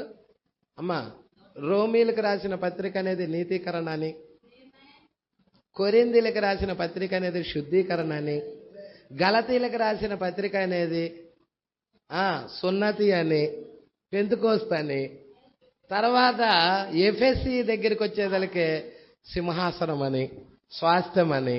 ఎంతమందికి తెలుసు? హల్లెలూయా. అంటే మనము కూడా నీతీకరణ, శుద్ధీకరణ, పరిశుద్ధాత్మ బాప్తిజం ద్వారా ప్రయాణం చేసుకుంటా స్వాస్థ్యంలోకి వెళ్ళాలి, ఎఫెసీ దగ్గరికి రావాలి. చాలా మంది నీతీకరణ దగ్గర ఆగిపోతారు, కొంతమంది శుద్ధీకరణ దగ్గర ఆగిపోతారు. పాస్టర్ గారు శుద్ధీకరణ దగ్గరికి ఆగిపోయిన వాళ్ళ పేర్లు కొన్ని చెప్తావా? చెప్తా. ఎట్ట చెబుతావు పాస్టర్ గారు? దాన్ని వాక్యం రాయబడింది కాబట్టి చెబుతా. ఏం రాయబడింది అంటావు? నేను పౌలు వాడిని, నేను అపొల్లో వాడిని, నేను కేఫా వాడిని. వీళ్ళు ఎక్కడ ఆగిపోయారు? కొరింథీ సంఘంలో ఆగిపోయారు. అవునా? అంటే మెసేజ్లో కూడా నేను ఫలానా గ్రూపుకి సంబంధించినోడిని, నేను ఫలానా గ్రూపుకి సంబంధించినోడిని, నేను ఫలానా గ్రూపుకి సంబంధించినోడిని. వీళ్ళందరూ ఎక్కడ ఉన్నారు? కొరింథీలో ఉన్నారు. అంటే వీళ్ళు ఇంకా గలతీ దగ్గరికి రాలేదు, ఇంకా ఎఫెస్ దగ్గరికి కూడా రాలేదు. రోమీలు దాటుకొని, అంటే నీతీకరణ దాటుకొని, అంటే బాప్తిజం తీసుకొని కొరింథీ దగ్గరికి వచ్చి ఆగారు. అంటే శుద్ధీకరణ ప్రాసెస్లో ఉన్నారు. మెసేజ్లో చాలా మంది ఆయనకి ఆ విశ్వాసికి ఫేవరైట్ అయిన పిలకపోతే ఆ విశ్వాస అలుగుడు. ఎక్కడ ఆగిపోయాడు ఆయన? కొరింథీలో ఆగిపోయాడు ఆయన. నిజం నేను చెప్తుంది. హల్లెలూయా. అందుకే మనుషుల్ని ఫేవరెట్లు చేసుకోవాకండి, వాక్యాన్ని ఫేవరెట్ చేయండి. నేనైతే వాక్యాన్ని ఫేవరెట్ చేసుకున్నా, ప్రవక్తనే ఫేవరెట్ చేసుకున్నా. ప్రవక్త వాక్యం తప్ప రెండోది లేదు. ఏదైనా తర్వాత ప్రసంగికుడికి ఆ తర్వాతే ప్రవక్త చెప్పిన టేప్స్ మొట్టమొదట వినాలి, బుక్స్ మొట్టమొదట చదవాలి, తర్వాతే ఎవరు ప్రసంగికుడిదైనా విన్నా. ప్రజలు లేదు పాస్టర్ గారు, నాకు ఆయన బాగా చెప్తాడు, ఆయనే. ఆయన పడిపోతే నీ విశ్వాసం కూడా పడిపోయినట్టే. కానీ ఇది పడదే, ఇది పడదు. నువ్వు యేసుక్రీస్తు మీద విశ్వాసం కట్టావంటే, ప్రవక్త మీద కట్టావంటే, ప్రవక్త బుక్స్ మీద కట్టావంటే పడవు. ప్రవక్త ఎక్కడ ఉంటావు అక్కడ ఉంటావు నువ్వు. తెలుసా మీకు? ప్రవక్త అవతల గట్టులో ఉన్నాడు. హల్లెలూయా. అందుకే ఏ ప్రసంగికుడి మీద కట్టకు. నిజం చెప్తున్నా నేను. ప్రజలా ఎంతమంది అసలు ముందు వినాల్సినవేమో పక్కన పడేస్తున్నాం. ప్రసంగికులు ఆ ఫేవరెట్లు చెప్పిన, ఈ ఫేవరెట్లు, వీళ్ళు చెప్పిన అన్ని ముందేసుకొని ఇవి అంటున్నాం. అసలు వినాల్సినవి, వినాల్సిన టేప్స్ ఇవి, బుక్స్ ఇవి. ప్రవక్త స్వరాన్ని వినండి. టేప్స్ ఏమి చెప్పినదో అదే చెప్పండి అన్నాడు. మరి ఆయన చెప్పింది ప్రవక్త చెప్పాడో లేదో నీకెలా తెలుసు? ప్రవక్త చెప్పింది చదవకుండా. హల్లెలూయా. ప్రవక్త చెప్పింది వినకుండా, ప్రవక్త చెప్పింది చదవకుండా, ఆ బోధకుడు చెప్పింది సత్యమో కాదో నీకెట్లా తెలుసు? అందుకే ఏ బోధకుడి మీద కూడా విశ్వాసము పెట్టవాకండి. వాక్యం మీద విశ్వాసం పెట్టండి. ప్రవక్త చెప్పిన వర్తమానం మీద పెట్టండి. అప్పుడు ఆ వర్తమానం మిమ్మల్ని తీసుకెళ్తుంది. Praise the lord. అందుకే ఎక్కువగా బుక్స్ చదవమనేది ఎందుకు, టేప్స్ వినమనేది ఎందుకు? ఎందుకని క్యాసెట్ పరిచర్య జరుగుతుంది. ఆ ప్రవక్త స్వరాన్ని వినాలి. మనం ప్రవక్త స్వరాన్ని వినాలి. ఏం చెప్పాడు ఆ ప్రవక్త అనేది అప్పుడు దానిలో బయటకు వస్తుంది. అప్పుడు ఆ ప్రసంగికుడు వ్యత్యాసంగా ఉందనుకో, ఆ ప్రసంగికుడి మీద మనం విశ్వాసం పెట్టలేదు కాబట్టి మన విశ్వాసం కూలిపోదు. ఆ ప్రసంగికుడి మీద కోట్ల మంది పెడతారు విశ్వాసం, వాళ్ళ విశ్వాసాలన్నీ పేక మేడలు కూడిపోయినట్టు కూడిపోతాయి. ఆ ప్రసంగికుడు పడిపోతే ఆ ప్రసంగికుడి మీద పెట్టిన విశ్వాసకులందరూ కూడా పెట్టిన విశ్వాసం అంతా కూడా కూలిపోయినట్టే కదండి. అవునా కదా?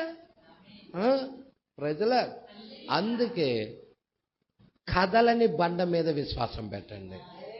ఇది స్థిరమైన బండ, క్రీస్తే ఆ బండ. ఈ వర్తమానాన్ని చదవమనేది అందుకే. ప్రజల దేవుడికి మహిమ కలుగును గాక. ఈ వాక్యం మిమ్మల్ని ఎత్తబాటుకి తీసుకెళ్తుంది. కాబట్టి అబ్రహాము ఆ పలుకబడిన మాట మీద విశ్వాసం పెట్టాడు. అవునా? ఆ పలకబడిన మాట మీద విశ్వాసం పెట్టాడు. మీకు అబ్రహాంలో విశ్వాసం, ఇస్సాకులో ప్రేమ, యాకోబులో కృప, యేసేపులో పరిపూర్ణత, 4 జీవుల యొక్క అభిషేకము ఆది కాండములోనే ఎలాగ ఉన్నదో ఏంటో ముందు వారాల్లో చూపిస్తాను. దేవుడు మాటలు దీవించి ఆశీర్వదించును గాక. ప్రార్థన చేద్దాం. అది చూపిస్తాను అన్నాను కదా, చూపిలేదా? 10వ అధ్యాయం తీనమ్మా, 8 చదువమ్మా. అదేమని చెప్పుచున్నది? వాక్యము నీ యొద్దను, నీ నోటను, నీ హృదయములోను ఉన్నది. అది మేము ప్రకటించు విశ్వాస వాక్యమే. అదేమనగా యేసు ప్రభువని నీ నోటితో ఒప్పుకొని దేవుడు మృతుల్లో నుండి ఆయన లేపినని నీ హృదయమందు విశ్వసించిన ఎడల లోన విశ్వాసం, నోటితో ఒప్పుకోవటం, లోన ఉన్నది బయటికి ఒప్పుకోవటం. హృదయములో విశ్వసించటం, నోటితో ఏదైతే హృదయమందు విశ్వాసం ఉన్నదో, ఏదైతే హృదయంలో ఉన్నదో దాన్ని నోటితో పలకటం. లోనున్నదేగా బయటకు వచ్చేది, ఇంకేమైనా వచ్చింది అంటవా? ఏదైతే లోనుందో అదే బయటకు వస్తుంది. అదే ఇక్కడ చెప్తున్నాడు, హృదయమందు విశ్వాసించటం, నోటితో పలకటం. ఎంత అద్భుతమైన విషయాలండి. హల్లెలూయా. అందుకే ఇక్కడ అంటున్నాడు, నీ నోటితో ఒప్పుకొని దేవుడు మృతుల్లో నుండి ఆయన లేపినని నీ హృదయమందు విశ్వసించిన ఎడల నీవు రక్షించబడదు. ఏలయనగా నీతి కలుగునట్లు మనుషుడు హృదయములో విశ్వసించును, రక్షణ కలుగునట్టు నోటితో ఒప్పుకొనును. నీతి కలిగినట్లు హృదయములో విశ్వసించు, రక్షణ కలిగినట్టు నోటితో ఏదైతే విశ్వసించాడో దాన్ని ఒప్పుకోవాలి. ప్రజల ఇదే చూపిద్దాం అనుకున్నాను. దేవుడికి మహిమ కలుగును గాక. కాబట్టి లోనున్నదే బయటకు వస్తుంది. పట్టుకుంటున్నారా సంగమా? కాబట్టి ఎక్కువగా ప్రవక్త టేప్స్ వింటారా, ప్రవక్త బుక్స్ చదువుతారా? దేవుడి మాటలు దీవించి ఆశీర్వదించును గాక.